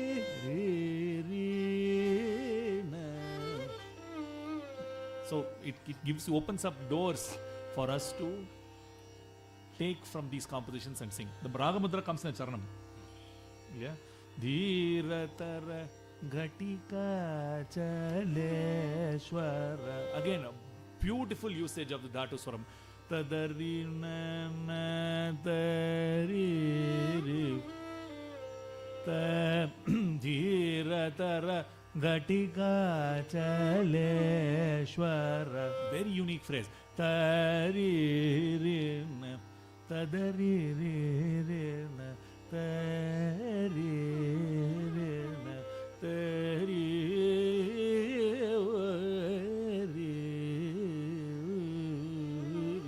Just one phrase will open up doors. Of course, the Ragamudra comes. Veeravara Mohana Vibhaswara Maravara Manava Harishwara. And the talam is Mishra Chapu, which is again a very uneven talam. Because the Of course, form it as is such supposed is to be like sung in Mishra combination. Ekam. That is the right talam. We sing in Mishra Chapu, which is technically wrong. But nevertheless, it is a cycle of 7 beats, which is neither. Yeah, so it's not even, so it's like a mix of both. And so Mohana also, because one common way in which Narasimha is addressed is that he is just handsome. You know, he looks so appealing, he's so attractive. Generally we fear the sight of a lion. Even the smell or sound of a lion is enough to threaten anybody. But Narasimha's form, though it was a man-lion combination, he was so appealing, so attractive for a young mind, a child in fact, to run close towards him. His father was there, but he chose to stay with a man-lion combination because he thought this is warm, this is appealing. That's how special Narasimha is. So even by the meaning of the word Mohana, Narasimha's composition in Mohanam suits so well. And of course, the Madhyama Kala Sahitya. This Madhyama Kala Sahitya is very unique because Murahara Nagadhara Sarasi Jakara, it's all just 2 swaras. Ga ga ga ga pa pa pa pa pa pa pa pa pa pa. So it's almost in poetry you have all these the onomatopoeia, or alliteration, a lot of constructs, but Murahara Nagadhara Sarasi Jakara Parama Purusha Pavanaja Shubhakara Murahara Nagadhara Sarasi Jakara Parama Purusha Pavanaja Shubhakara Suruchira Karigiri Varara Vichara Sarasa Guru Guha Hridaya Sahacharanara. Again, Dhatu Swarams. And Narasimha Avataram happened in the Madhyana Kalam. So that's neither day nor night, somewhere in between, Madhyamam. And in the Sampradaya Pradarshini, Subrahma Dikshitar documents the Chitta Swaram that we presented now, and it is supposed to be composed by Muddusvami Dikshitar. And this Chitta Swaram is again a palindrome. Sariga pa ga da pa da sa pa da pa ga pa da ri sa da pa ga pa da pa sa pa da pa ga pa da sa ri da pa ga pa da pa sa da pa da ga pa ga ri sa na ra. So you go from right to left, it's the same swaras. So இது ஆர்ட்னு பார்க்கணுமா, இதுக்குள்ள இருக்கிற the சாகித்யத்தை பார்க்கணுமா, the க்ஷேத்திரம் that it indicates, தீரத்திர கட்டிகாச்சலேஸ்வரத்தை பார்க்கறதா, மோகனத்தை பார்க்கறதா. Actually, it's very well said because Kadishila, as the Mahan say, it is the rasa. The rasa that is produced at the end of it is what matters at the end of it.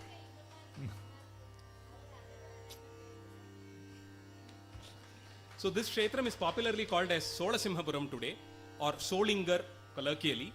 The Alvars have visited this kshetram and have sung about it, and they refer to it as Kadigai, Tirukadigai, or Gatikachalam as referred to in the Sanskrit works, and this very kriti where Dikshitar refers to Narasimha as Gatikachala Ishvara, the Ishvara of Gatikachala Kshetram. And I should say the very, very secretive Bijam of Narasimha is kept here in the Charanam. It forms the second half of a phrase and the first half of the next phrase. So as you sing, you will not realize it. You will really have to know the Bijam to come back here and search and hunt for it. So that's one way of wordplay that Dikshitar usually has. When he has to bring this in, it will not be direct. The first part of it will be the second half of the first word, and the second part of the Bijam will be the first half of the following word. That's how you will have to trace it like that. It's like a jumble, you will have to fix it somewhere in between. So that is very evident in this particular Kriti. So the stay at Kanchipuram, thanks to his stay at Kanchipuram, we have these beautiful Kritis. There is quite a good probability that his visit to Arunachala Kshetram, the Tejolinga Darshanam, should have happened during his stay here at Kanchipuram. And we have this very beautiful Kriti set into Saranga Ragam, and then he should have visited Chidambaram on his way to Tiruvarur, and Chidambaram is blessed by several compositions of Nataraja and Shivakami Sundari and more. And he visits Tiruvarur, he goes to Tiruvarur, stays there, starts worshipping, and finally becomes Tiruvarur himself. Major part of Dikshitar's life evolves around Tiruvarur. In fact, Tiruvarur is one of those very ancient kshetras which is described in a very beautiful phrase by Sri Meenakshi Sundaram Pillai, the great Tamil legend. He says, Kuvitakaram virittal chela koyilgalum pala uladal.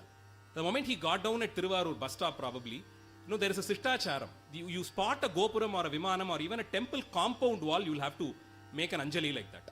You will have to make an Anjali. By the mere spotting of a compound wall or a tank or a temple Gopuram or a Vimanam. So Meenakshi Sundaram Pillai probably spotted a small temple first, he would have done this. Then he probably took a right turn and there was another temple, he had to do this. Then 2 steps ahead, there was another new temple he worshipped. So he says, Kuvitakaram virittal chela koyilgalum palavuladar. Once you go to Tiruvarur and do this, that's it. There is no scope for you to split your palms. That's how temples are just populated around Tiruvarur. The skyscape is always dominated by Gopurams and Vimanams. That's the speciality of Tiruvarur.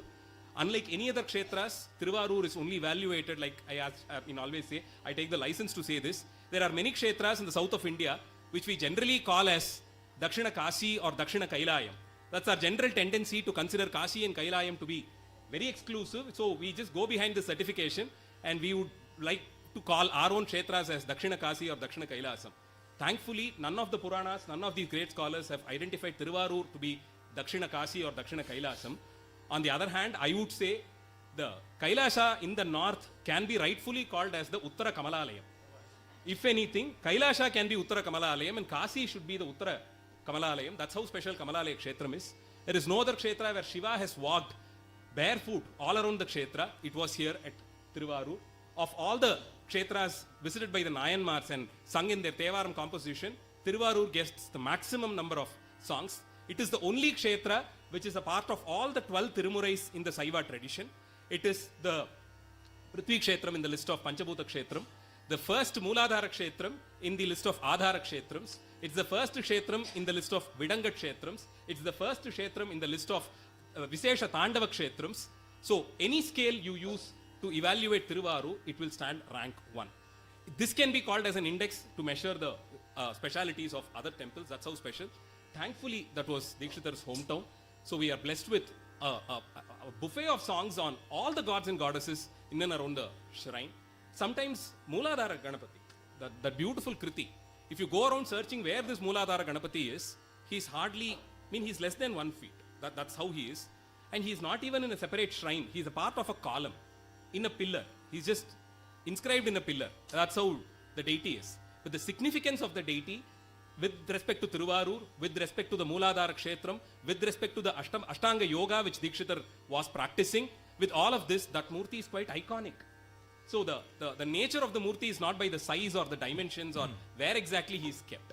Yeah, you will have to understand the conceptualization of the deity to compose such compositions on the deity. There are so many Ganeshas in Tiruvarur, many of whom have managed to get one individual Kriti from Dikshitar. And you have the Gaulantaraga Kritis for Nilotpalamba and Kamalamba Navavaranam, which is the magnum opus, Tyagaraja Vibhakti Kritis. The Durga inside Tiruvarur temple has a separate composition, and the Sundaramurti Nayanar's shrine inside Tiruvarur is believed to have a very beautiful composition in a very rare raga, Takka Ragam on him. So I think of all the devotees of Shiva, Sundaramurti Swamihal was the only one to whom Dikshitar has actually dedicated a composition because he was very close to Tyagaraja Swami. And even today, all the music and dance components that evolves around Tiruvarur temple, the percussion instruments to be played, the string instruments to be played, the wind instruments to be played, all of it was framed by the descendants of Muddusvami Dikshitar, and that is what is still in practice. Tiruvarur paved way for Dikshitar for a very elaborate interaction with the traditional Nadaswaram and the Tawil players. Dikshitar should have definitely had a very beautiful knowledge, a very deep knowledge of these two instruments, but Tiruvarur had many of them in attendance in the payroll of the temple. So that would have facilitated more musical interactions and give exchange of art knowledge and traditional knowledge system. So that makes Dikshitar come out with so many beautiful compositions. And during his stay at Tiruvarur, he visits many kshetras in and around Tiruvarur. It's Chodanadu. The Vatapi Ganapatim is also inside. Yes, Vatapi Ganapatim is undoubtedly dedicated to a form of Ganapati inside Tiruvarur temple. Right behind the shrine of Sri Tyagaraja Swami, you see a very, very unique form of Ganapati. He is in the shape of a Modaka. The Murti as such is in the shape of a Modaka. And we all make Modaka for Ganesha, right? That's the most preferred prasadam for anything associated with Ganesha. The Modakam, the outer layer is just dough, right? I mean, it's just raw. And that's baked. It's tasteless. There's nothing, there's no taste to it. But the Purnam inside, as the name goes, it's Purnam. It's complete. It's fullness. And that is sweet. Yeah, it just melts. And it gives you the concept of bliss for a moment. All senses can engage you in something close to bliss, but that is all momentary. Probably they tried to give us a feel of what exactly bliss is to a limited period of time. But if you dwell deep into this gives you the same bliss but unlimited. This is completely, and this is always there. So that Ganesha represents the Purnam inside a Modakam. So the outline of the image is carved in the shape of a Modakam, and Ganesha sits right in the center as the Purna Swarupa, and to him is dedicated this immortal composition in Hamsadhvani, Vatapi Ganapatim. And as the name goes, he was in fact brought back as a war trophy from Vatapi, which is today's south and central Karnataka, the Badami as we call it today, the dynasty. So the Pallavas who had rivalry over Badami Chalukyas, Paranjoti, one of the ministers of a Pallava king, went there, fought the war, won over and managed to get this Ganesha. In fact, it is believed that he prayed to this Ganesha the day before the war. He was just assessing the war field, and there he saw in the compound wall of the fort, this Ganesha was installed. He said, see how badly they have kept you, after all in a compound wall. Help me with this war and I'll make sure I'll take you back to my place and give you a place which befits all your glory. It's a belief, it's an anecdote. So it's believed after the war, this was the war trophy, that this Murti was the war trophy that Paranjoti, the minister of Pallava king, managed to bring from Chalukya Desa and installed it at Tiruvarur, the holiest of all holy shrines, in close proximity to Tyagaraja Swami in the first corridor. So many such Ganapati Kritis associated with Tiruvarur, Vallabha Nayakasya and Uchushta Ganapato, and almost all the deities inside Tiruvarur temple have managed a Kriti from Dikshitar. And interesting, there are group compositions. In Tiruvarur, particularly in Tiruvarur, you have these, like we say, Vara Kirtanams, what we loosely call sometimes Navagraha Kirtanams. Vara Kirtanams is one group. So similarly, Kamalamba Avarana Kirtanams and Panchalinga Kirtanams. So Tiruvarur Kshetram is dedicated to Shiva as Vanmikanatha. The presiding deity is called as Vanmikanatha because he appeared out of a Vanmikam, an ant hill. And Dikshitar has, of course, given a Kriti to him. And the second corridor of Tiruvarur has 4 Murtis, 4 Shivalingas enshrined in one of the cardinal direction, each of the cardinal direction. Not cardinal, just next to it. So the southeast corner has Achaleshwara, and the southwest has Hatakeshwara, a very, very Rahasya Murti, and the northwest has Anandishwara, and northeast has Siddhishwara. And Dikshitar has dedicated 5 Kritis to all the 5 lingas, popularly called as the Panchalinga Kritis. And in fact, in choosing the raga, I think he's chosen Bhupalam for Achaleshwara Murti, Bilahari for Hatakeshwaram, because the Murti as such is a Bilam. There is no Murti there. All that you see is a deep tunnel. You cannot go inside the sanctum sanctorum, but if you manage to focus well, you won't see a Murti. There is no Linga Murti. It's a tunnel, a never-ending tunnel, an unending tunnel. We don't know how deep it is. The Abhishekam is performed to the tunnel daily. So of all the ragas, he chose Bilahari because the Murti is in the form of a Bila. And Anandeshwaram, of course, in Ananda Bhairavi, and Siddhishwaram in Neelambari. So it starts with Bhupalam and ends with Neelambari, the song for the dawn and the dusk. So the first Murti is dedicated a composition in Bhupalam, and the last in list has Kamalalayam is as much as Kamalalayam, because Kamalalayam is the name of the tank and the temple town. The shrine of Tyagaraja is also Kamalalayam, because the entire city is to be envisioned as a lotus, which is just flowered, and hence Kamalalayam. And right at the center is Tyagaraja seated there. And the tank associated with the temple is also called by the same name. One of the largest working temple tanks in Tamil Nadu. It is so big that it actually has a full-fledged temple right at the center. Even today, the priest will have to ferry himself to this temple once in a day to perform all the rituals. That's an independent temple. It has a Swami Sannadhi, it has a Pullayar, it has a Subramanya. It also has a Madapalli. It has a Dvajastambam and everything. It's a fully functioning, self-sustaining temple right at the center of the tank. Yeah, so anywhere in Tiruvarur you go, the mandapas all around the streets, the temple tank, the Sthala Vrikshams, the compound wall has been revered in the songs of the Nayanmars. That's how special it is. Every brick in Tiruvarur has been touched by Shiva, has seen the grace of Shiva on it. So even a handful of soil picked from Tiruvarur is extremely special, and that's how Tiruvarur is. So Dikshitar has stayed there. Probably the longest stay in his life happens at Tiruvarur, probably, and has come up with beautiful compositions on many deities, one of which is going to be rendered now, dedicated to one of the Panchalingas, and here it is, Anandeshwara, the one who is bliss all himself. Worshipping him immerses you in unlimited bliss.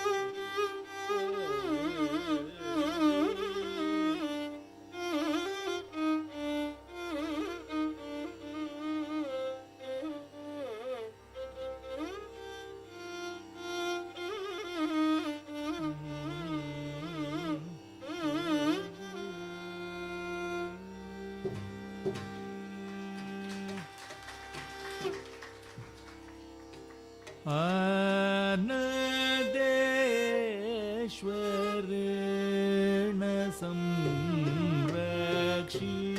संरक्षितोऽहम्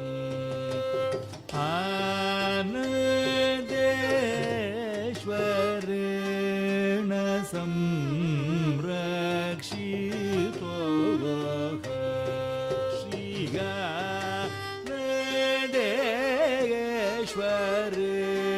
श्रीगानदेश्वरेण संरक्षितोऽहम्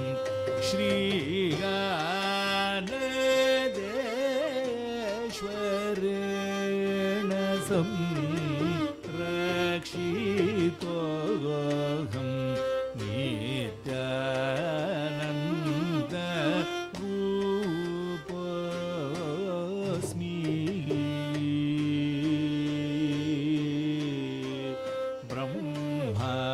Brahmanand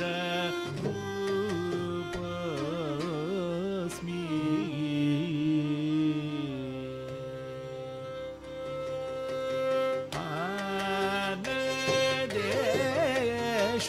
आनदेश्वरेण संरक्षितोऽहम् Nityanand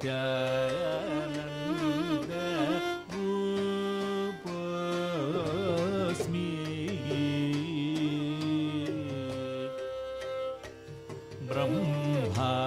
Brahmanand रूपोऽस्मि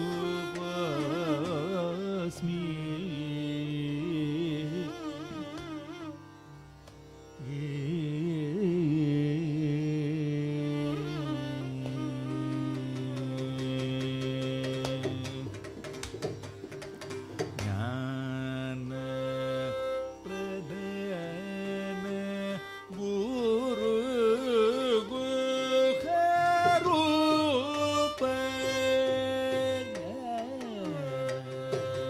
प्रदान गुरु गुहरूप चिदानन्दनाथ स्वरूप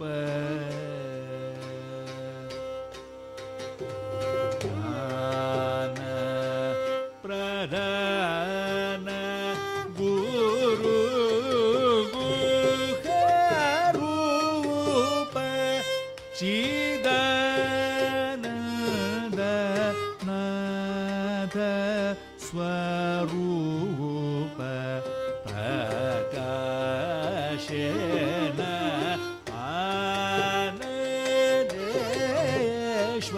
आनदेश्वरेण संरक्षितो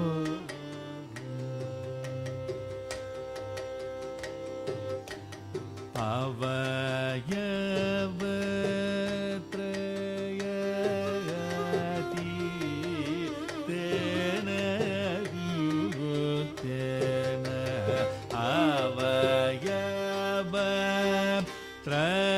अवयवत्रयति तेन नियतेन अवस्थात्रय साक्षीणति शुद्धेन अवस्थात्रय साक्षीणति शुद्धेन भावपञ्चकोश व्यतिरिक्तेन बुद्धेन भावपञ्चकोश व्यतिरिक्तेन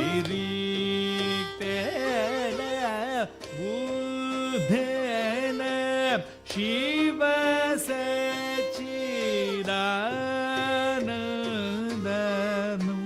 सच्चिदानन्दरूपेण मुक्तेन भावपञ्चकोश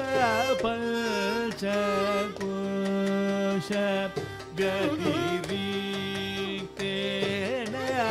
बुद्धेन शिव सच्चिदानन्द रूपेण मुक्तेन श्रवण मनन निधिध्यासन समाधिनिष्ठा परोक्षानुभवस्वमात्र वशेषित प्रकाशमान महेश्वरेण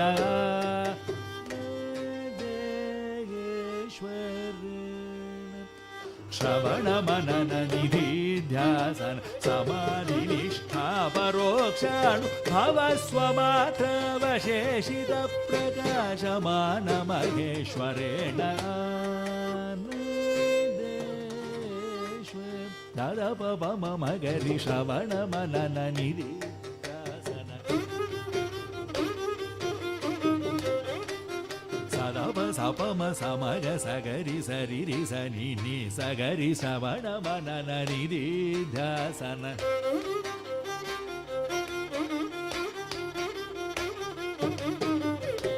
गम गगरि सम मम गम गगरि सप प मद पद मद प प म ग प म गरि सनि श्रवण मनन निधिध्यासन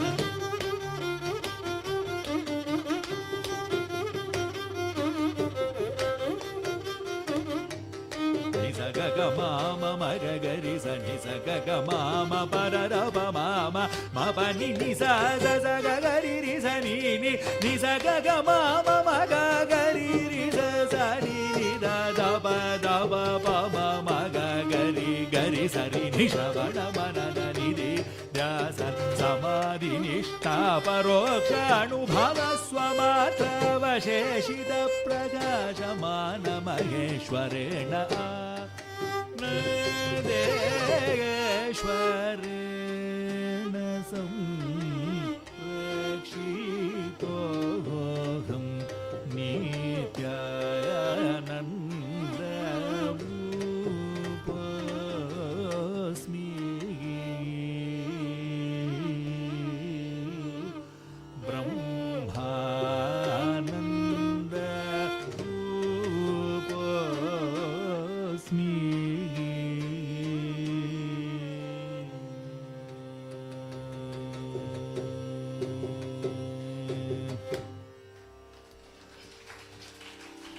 This composition very clearly talks about Dikshitar's experience of mukti. There is this concept called Jivan Mukti, which is mukti basically, which to attain which you needn't wait till you shed your mortal remains. So it is this state of bliss, state of salvation that an individual gets to enjoy when he or she is pretty much active living here. But they will be completely at a different plane, much different from us. They are those people who have won over senses, over any kind of lust, desires, everything, and they would be enjoying bliss right here. And so it perfectly suits the name of the Murti, Anandeshwara, the one who gives us the boon of eternal bliss while we are here. This is a very discreetly kept shrine in the topography of Tyagaraja Swami temple. You will really have to go there in search of him to see him, because after all he is embodiment of bliss, not easy to attain.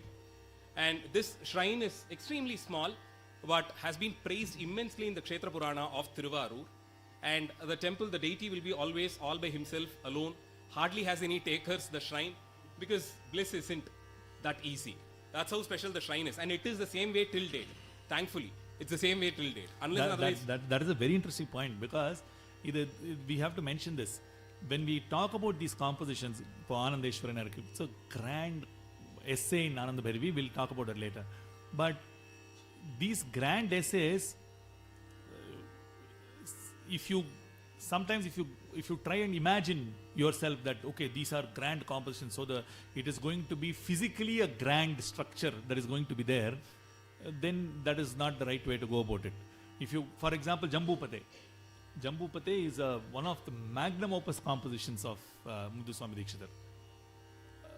But for any of you who would have gone to Tiruvannakkal, you will see that it is physically it is a small Sannidhi.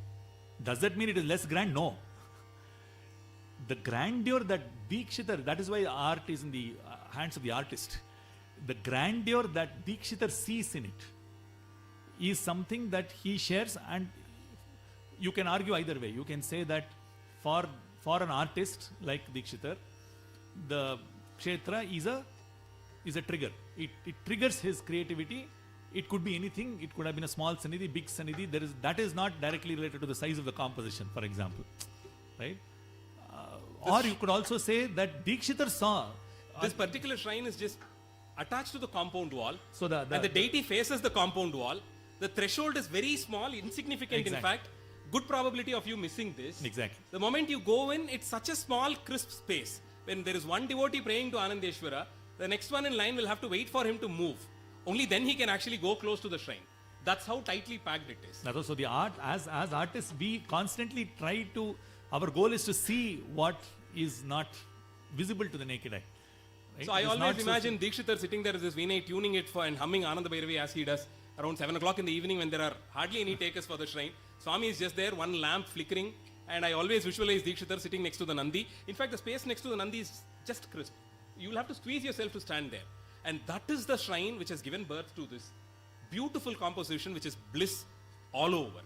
The musical component of it, the chosen ragam, the ragamudrai, the content of it. I think this probably has the shortest answer for a partake question probably if you have on Kundalini Yoga. I think the last line, the concluding line of this particular composition is the shortest answer for describing Kundalini Yoga. He just says, Shravana Manana Nididhyasana Samadhi Nishta Samadhi Nishta Taparoksha Anubhava. What is Kundalini Yoga? It is all of this. It is realizing by direct approach to it. Aparoksha. It is direct. It's just direct. You can only realize it once you achieve it. There is no limits to words to describe it or emotions or nothing can describe it. You will have to become it to realize it. And it is what is situated between Smarana Manana to Samadhi, the 8 stages of it. So it is somewhere in between. You pass through all these stages and finally you achieve this. See, even there, if he had thought, the 8 stages could have been just listed around. But it is generally not listed out. So he just said 1, 2 and the 8th and said all that in between. It is for us to search for what are all the other components missing there. So he says that I have become Anandeshwara here. He says he protects me and he has made me him. The Pallavi starts with that quintessence of this Shuddha Jnana, where he says, I am protected by Anandeshwara. Anandeshwarena samrakshitoham. Chitananda Ruposmi Brahmananda Rupam. I have become the Ananda Rupa, the Akanda Brahmananda Rupam. Chitananda has become this Ananda Rupa, which he was blessed by Anandeshwara. And by blessing this, he has protected me. If not for this blessing, I'll be one amongst the many here, confused, chaotic always, inside, outside, everywhere chaotic, everywhere confused. So I am at this plane because of the blessings of Anandeshwara. He has made me this. And then he goes on to describe all that he has blessed. And this is, probably the shortest lesson on this Jivan Mukti state. And that has been attained, declared by only few of them. I think Manikavachakar had this benign blessings to say, Meye yun ponnadigal kandindru veedutrain. Roughly translated, it says, today I've attained your feet and I've attained liberation. This was in the first composition of his. Then he goes on to stay here for many more years to sing many more shrines. That was how Manikavachakar was. He was living in liberation as he was here. So was Dikshitar. He says, attained Brahmananda Rupam, Chitananda Rupam. Because of Anandeshwara, he is there to protect me. This is extremely deep and moving. For a student of philosophy, this will probably give the shortest class on Jivan Mukti. For somebody interested in language, for all the wordplay is in it. For somebody interested in Kundalini Yoga, the shortest definition for what is Kundalini Yoga. And for all the musicians and music lovers, this is bliss. Avayavatraya. Avayavatraya. This Murti, Anandeshwara, is the third in the list of the 4 Murtis. So probably he was just interested in all the triads in it. So he talks about the Avayavatraya. Engaging with Swami. I was in another lecture telling about Katikachalam. I said 24 minutes of staying there will get you moksham. There was this one person who actually asked, are you sure? Because I keep going there every month. I at least stand in the queue for 2 hours before I get the darshan. By your norms, I should have managed multiple mokshams by now. So 24 minutes of absolute engagement with Narasimha. That is what is needed. Staying there does not include feeding the monkeys, standing in the queue, checking your mobile phone, fighting with somebody who's bypassing the queue, nothing. And no, all of that does not posting count. a status. Yeah, posting a status from there, hashtag Narasimha, hashtag Narasimha, hashtag Cholingarne. That is not it. 24 minutes of complete engagement with Narasimha, where your Avayavatraya, all three are arrested. The three ways in which you can get engaged to him: the Manas, Vakya, and Kaya. So, body should be in his service. Your Vakya should be resonating with his name. Your Manas should completely be occupied by him, lost to him, offered to him, surrendered at his feet. So, all these three Avayas, the Avayavatraya, as he says. And he says, the one who stood witness for all the three states of being, the Jagrat, Swapna, and Sushruddhi. We stay awake, we sleep, and in between these two, you also dream. That's neither sleep, not being awake. So the three states of being is Jagrat, Swapna, Sushruddhi. He says, you stand witness in all the three states. So you are the only one who is capable of standing witness in all the three states. And thus, and you are all independent by yourself. All of these qualities of Brahma Tattva, he says he has achieved. He has managed it.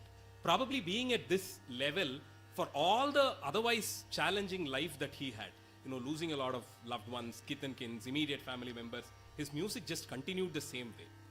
All that he faced here as a mere human being had absolutely no impact on him, therefore not on his music. That's why, because he's been there at Tiruvarur when he says, he describes his state of being at this level, then he has his own fair share of life, many challenges, other issues that were going on. He goes, in fact, in search of his long-lost family. Yeah, so all of this happens. But nothing bothered him or his music. And is, like you said, it is a pure.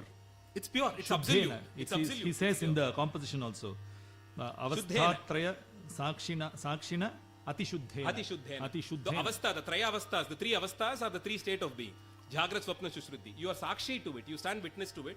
And Adishuddha. If and only if you are completely pure, you can stand witness to somebody else's Jagrat, Swapna, and Sushruddhi. And his Ananda Bhairavi is only Shuddha. So we come to that. So the Shuddha that he talked, that Sri Madhusudhanan talked about, also applies to the Ananda Bhairavi that Dikshitar gives us. If you look at the Dikshitar Sampradayam of, or what we call Dikshitar Sampradayam, the Venkatamakhin system of music, Ananda Bhairavi is an unambiguously Upanga Janya Raga, which means it has no foreign notes, Anya Swaras. So the way Ananda Bhairavi has been 200 years, 250 years ago, has been as a Upanga Raga, which only Shuddha Daivatam. Sa ga ga ma pa pa ni ni sa. That is the most commonly used phrases in the ascent. Sa ga ni sa ga ga ma ma ma ga ma pa pa ni ni sa.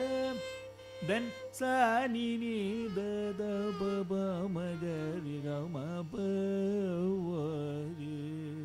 Rest of it is just this Ananda Bhairavi that we've all heard and we're all hearing. But the advent of the Chaturshruti Daivata and sometimes even the Antaragandhara and sometimes even the Kakal Nishada sometimes, unfortunately, has been clearly a latter day, but not so latter day as well. Because Subbarama Dikshitar in the Sangeeta Sampradaya Pradarshini says that, remember, he is writing this somewhere in the late 19th century and early part of the 20th century, late 1800s, early 1900s. At that point itself, he says that 150 years after Venkatamakhin passed away, Venkatamakhin would have been again 300, 400 years before that. No, this is 1600s. This is 1600s. So 150 years after Venkatamakhin, the Chaturshruti Daivata, or as they theoretically called Panchashruti Daivata, but the Chaturshruti Daivata as we call it today, made its appearance into Ananda Bhairavi. But this is the greatness of Subbarama Dikshitar. That's why we go back to the first thing where we said Subbarama Dikshitar needed a kovil. Subbarama Dikshitar was a perfect academic. He believed only in his school of music. No doubts on that. Okay, he was a custodian of the art that his family passed on to him. It's very evident how there is a lot of proofs for that. We'll go on some other day.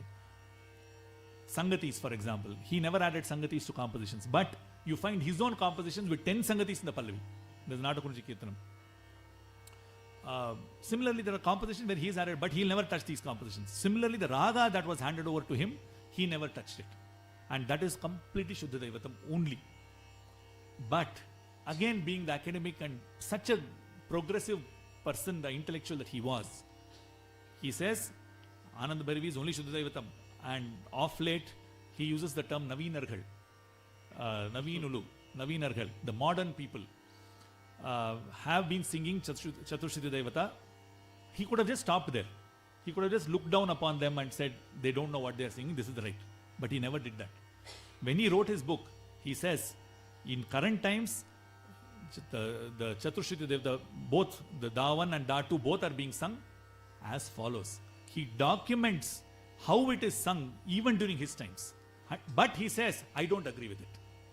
So this simple generosity and broad-mindedness to say that I agree to disagree was a hallmark of a great intellect of Subramanian Dikshitar that we should learn from. 1904 is when the book published. He passed away a year later, and at that point he had this kind of academic mindset, and he mentions that Chaturshruti Devata Padar Tappu, but this is how they are singing it, because again he sees himself as a Sakshi, like you mentioned.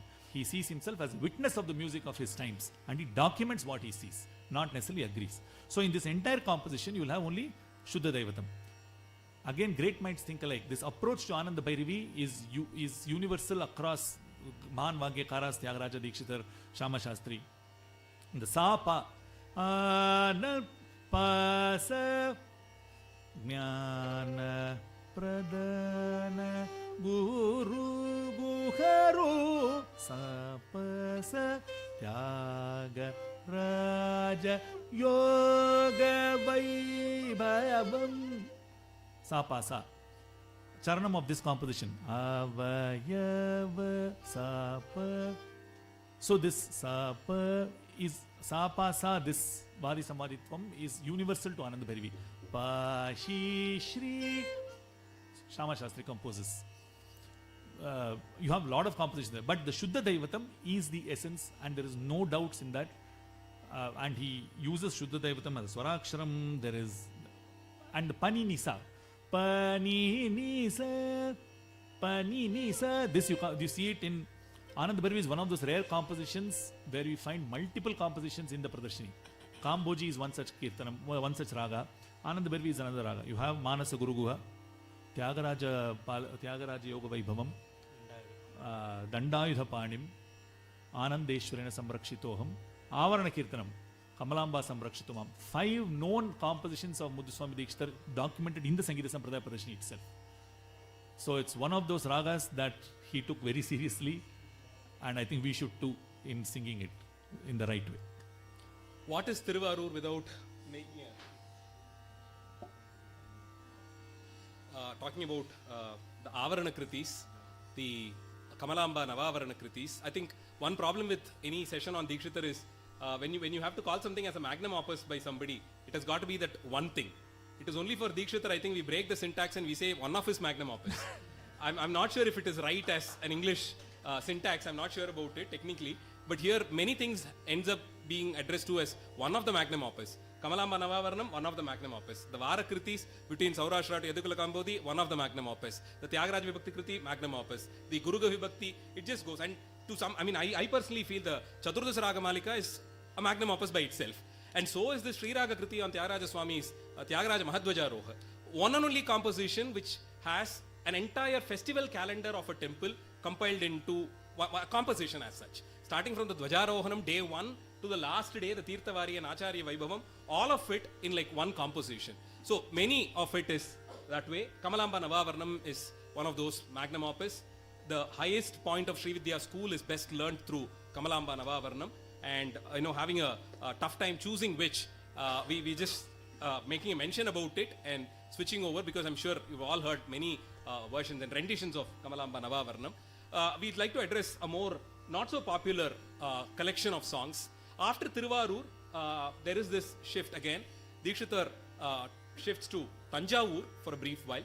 We're not really sure about what caused it, but probably his disciples, the Tanjai Nalvar, were very active there, and Tanjavur was the cradle of all that was Carnatic music, dance and veena and many forms of art, both visual and performing, under the Maratha kings, who were very good patrons of music, musicians, dancers and more. So Dikshitar stayed for quite a while at Tanjavur, and that was of course when Shyama Sastri was also stayed at Tanjavur, and so Dikshitar should have stayed there and visited many shrines. To us, when we day trip to Tanjavur, we just go to Brihadishwara, have a darshan and come out. But in and around Tanjavur, on the streets of Tanjavur, if there are anybody from Tanjavur, you might know, many shrines are there, big and small. Many shrines. In fact, Tanjavur has many agraharams put together. Some of them are extremely small shrines, like as we just discussed. After listening to this composition, if you actually go there and see, you'll be like, what forced this gentleman to compose a song? What was the inspiration? Yeah, I mean, for a campus like Brihadishwara, he has sung a composition which is very small. Then you have many small shrines which has elaborate compositions. So one such composition is dedicated to Devi in a shrine of Shiva as Konkaneshwara. And this is one of those many shrines at the banks of Vennaru, which is the branch of Kaveri that runs close to Tanjavur. So one of those many shrines, there you have this very beautiful and rare raga Devi is addressed to in this kriti. Jnanambike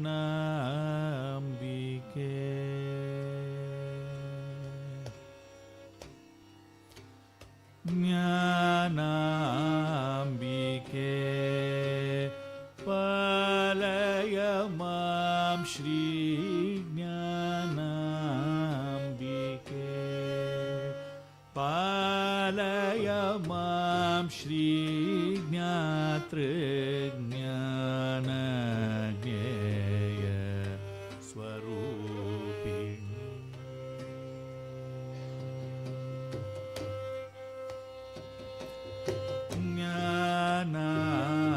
Jnanambike palayamam Shri Jnatri Jnanagneya Swarupini.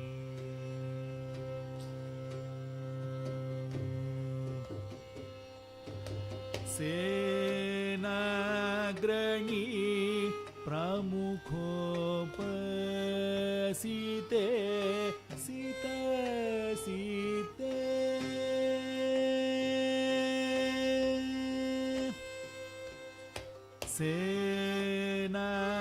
Senagrani Pramukopasite Sita Site Senagrani Pramukopasite Sita Site Kila Devata Sevite.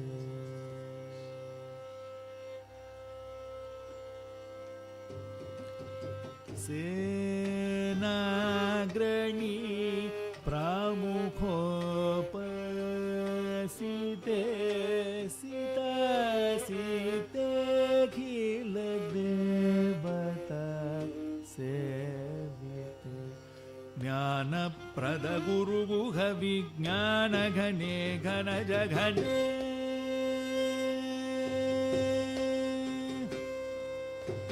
Jnana Prada Guru Guha Vijnana Ghane Ghana Jaghane Dinavana Kunkanesha Divya Lalane Shobhane Jnanambike. Jnana Prada Guru Guha Vijnana Ghane Ghana Jaghane Dinavana Kunkanesha Divya Lalane Shobhane Jnanambike. Palayamam Shri Jnatri Jnanagneya Swarupini. Jnanambike Palayamam Shri Jnatri Jnanagneya Swarupini.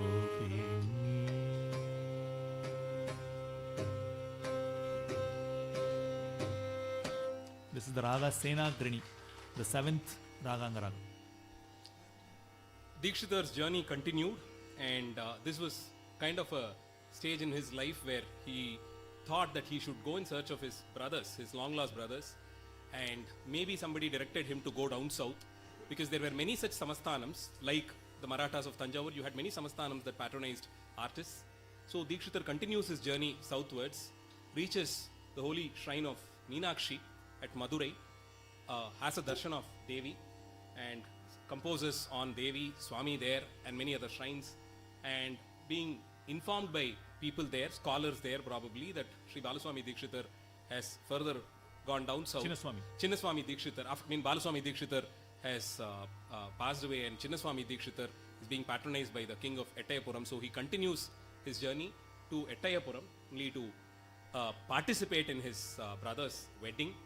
And In fact, then on he, the en route there, Yeah, he that set is where to he do the sings, composition of Anandamrita Anandamrita Karshni, somewhere around Sattur, between Madurai and Kovilpatti, Ettayapuram. Sattur. Somewhere near Sattur. Sattur. We are not sure exactly what is the shrine, or whether he just saw Devi everywhere. As this bountiful shower, he should have invoked Devi, and that raga played the magic of monsoon in the drought hit area, and praised by all the people there. Dikshit Swami continues his journey to Ettayapuram, participates by accident, gets to know that his brother is getting married, participates in the wedding ceremony, and asks his wife to stay there to help his younger brother and wife, the newly married couple, and comes back to Tiruvarur, stays there for some time, should have visited more shrines in and around, composed more songs, and then he was invited for the Yuvaraja Pattabhishekam, the wedding ceremony of the prince in here. So having accepted that invitation, he bid goodbye, farewell to all his friends and other fellow scholars of Tiruvarur. Probably he thought that this is going to be the last lap in his life, and leaves Tiruvarur, reaches Ettayapuram, stays there. He is well patronized by the king too, and he participates in the Yuvaraja Pattabhishekam. And there are also references to some temples that he had sung there at Sattur and other places. There are one or two compositions which has the name of the king also. So these are all what we get as compositions outside the Sangeeta Sampradaya Pradarshini. But nevertheless, he had stayed there, no doubt about it. And he should have had a host of Sishyas following him there, staying with him, until the time was ripe for Devi to call him back to her eternal abode, the Chintamani Griham at Shripuram. And she chose the holiest of all holy days, the Naraka Chaturdasi, the dawn of Deepavali, Amavasya day. And it is said that Swami did all his Anushtanams, and his Sishyas were all there to witness his Navavarana Puja. For the Srividya Upasakas, as much as the full moon night is, the new moon night is equally important. Both the Paurnami and Amavasya, both are celebrated, and because that's where it germinates. The birth happens with the new moon day. So that day is also celebrated with the Navavarana Puja, and it is believed that that day, as Swami was performing his Anushtanams, he got a brilliant, dazzling vision of Annapurnamba. Annapurna is again believed to have been informed by his guru that the moment you get the vision of Annapurni, someday, sometime, be informed that your call is there. That is when you're going to be back to the all-pervading Paratattvam. And that morning he had the vision of Annapurnamba. Annapurna Tattvam is just complete. She is not just for cooked food, and she is not for food. The food that she offers is the food for the soul, the Atma, not for your, it's not the food that we munch on, it's the Atma Tattva, the Shuddha Jnana which is offered to us as Annapurni in Kashi. She is the one who initiated Vishwanatha from being a Bhairava to win over the universe and be called as Vishwanatha. The wanderer becomes the universal master by being fed by Annapurnamba. So that Tattva is very, very unique, and the Upasana of Annapurna is very challenging in fact. Yeah, so Dikshitar should have been initiated into it. So the darshan of Devi was as Annapurna in the early hours of Deepavali, and it is believed again that he came and sat for the puja. All his Sishyas were there, and rendering of all his compositions should have been a part of the puja rituals. And he chose one of the most moving compositions and started rendering it to be followed by his Sishyas. And as this very famous, moving, rhyming verse, phrase in the composition happens as Meenalochani, Pasamochani, a befitting term in fact. You're the one who can help me cut off the cords of Pasa, that which makes me feel that I'm fixed here, that which makes me feel comfortable here. Devi, please help me with this. Help me cut the cord of Pasa. Meenalochani, Pasamochani. It said that this went on a loop, and many more Sangatis came. And as this line was repeated with Sangatis, Meenalochani, Pasamochani, Meenalochani, Pasamochani, Meenalochani, Pasamochani, Swami raised his hands all up and cried, Shive Pahi. You are of Shiva, your Shiva. protect me, accept me at this moment. And it is said that this Shuddha Sattva Jnanam, which walked on this earth to perform what is in actual meaning Nadopasana, attained Devi, became one at her foot at Chintamani Griham in Shripuram to sing for her, to play the veena for her eternally, to help us with all this Sangeeta Jnanam, through which we also make an attempt to understand Devi. Meena Lochani, Pasamochani, Meena Lochani, Pasamochani.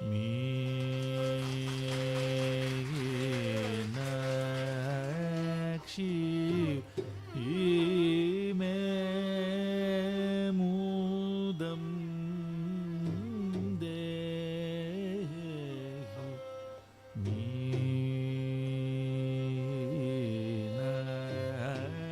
Meenakshi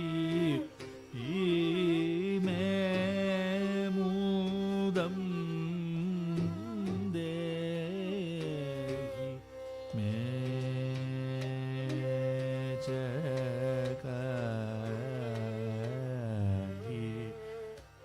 raja matangi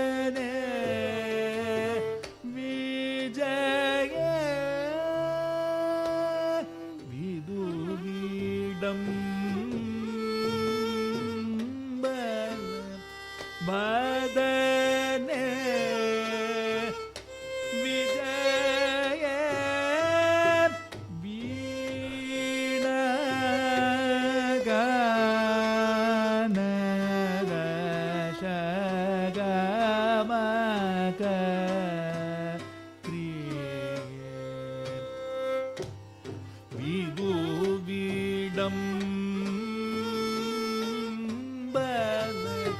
வதனே Vijaya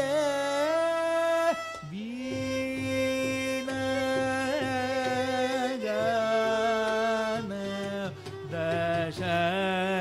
தசகமக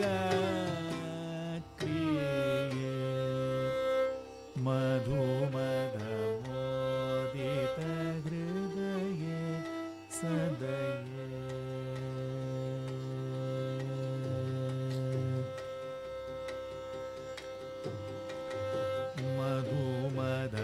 मधुमदमोदित हृदय सदय महादेव सुन्दरेश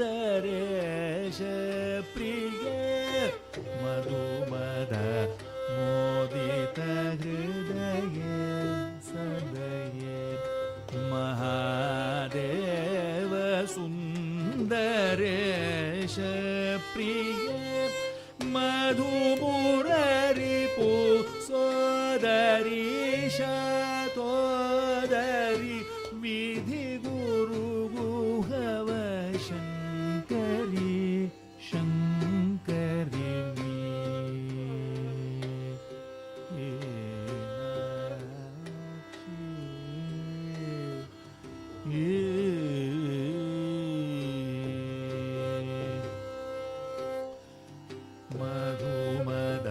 मधुमदमोदित हृदय सदय महादेव सुन्दरेश प्रिय मधुमुररिपु सोदरी शातोदरी विधि गुरु गुहव शङ्करी शङ्करी मीनाक्षी इमे मुदं देहि मे चकाहि राज Matangi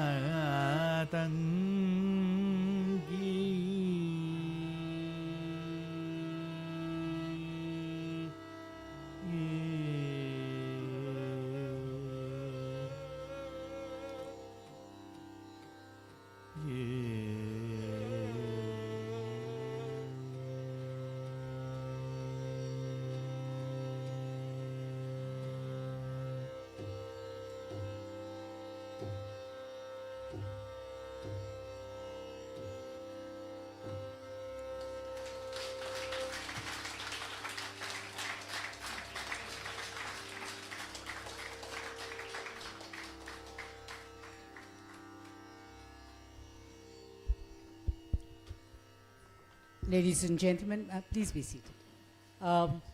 We've all heard of, we've been enthralled for times by initials like DKP, DKJ. Today it's been DKD, Dikshitar Kshetra Darshanam. I think we've been very, very, very unfair to the artists by asking them to restrict their scholastic achievements to just about 2 hours, but constraints of time. And all good things have to come to an end. So will it be with today's evening. Ladies and gentlemen, it's been wonderful having them over with us. We salute. It's often said that art has its own takers, science its own. Today it's been a wonderful sync of both art and the science of understanding it all. So if ever an audience had to stand up and give them an ovation, it's today evening.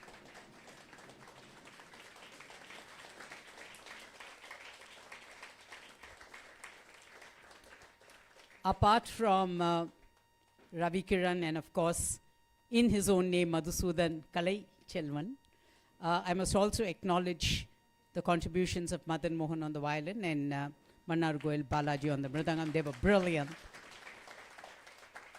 This is just a reminder that the day after tomorrow, after you finish your Varalakshmi Puja tomorrow, please come back day after tomorrow to listen to Vasudha Ravi. She's got a lovely surname. Komanduri Krishna on the violin, Jaya Bhaskar on the Mridangam, and Janardhan on the Ghatam. Do not forget to stay back for dinner. It's waiting for all of you. Finish your dinner before you catch up with the monsoons. Thank you. But just one more event. I'm told today we are celebrating the 78th Independence Day. So we will sign off the day with the national anthem.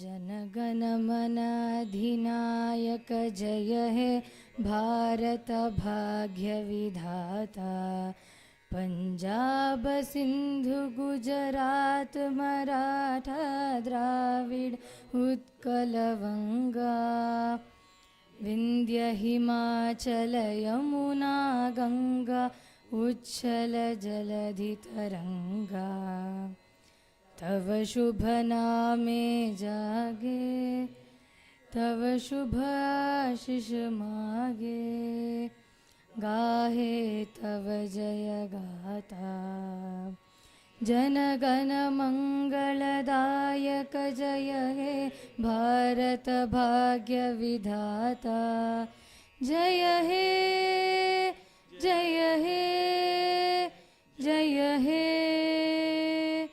जय जय जय जय हे जय Hind. Needless to say, please, first a photograph of the executive committee, and after that, you all are free to get in touch with the artists of the evening.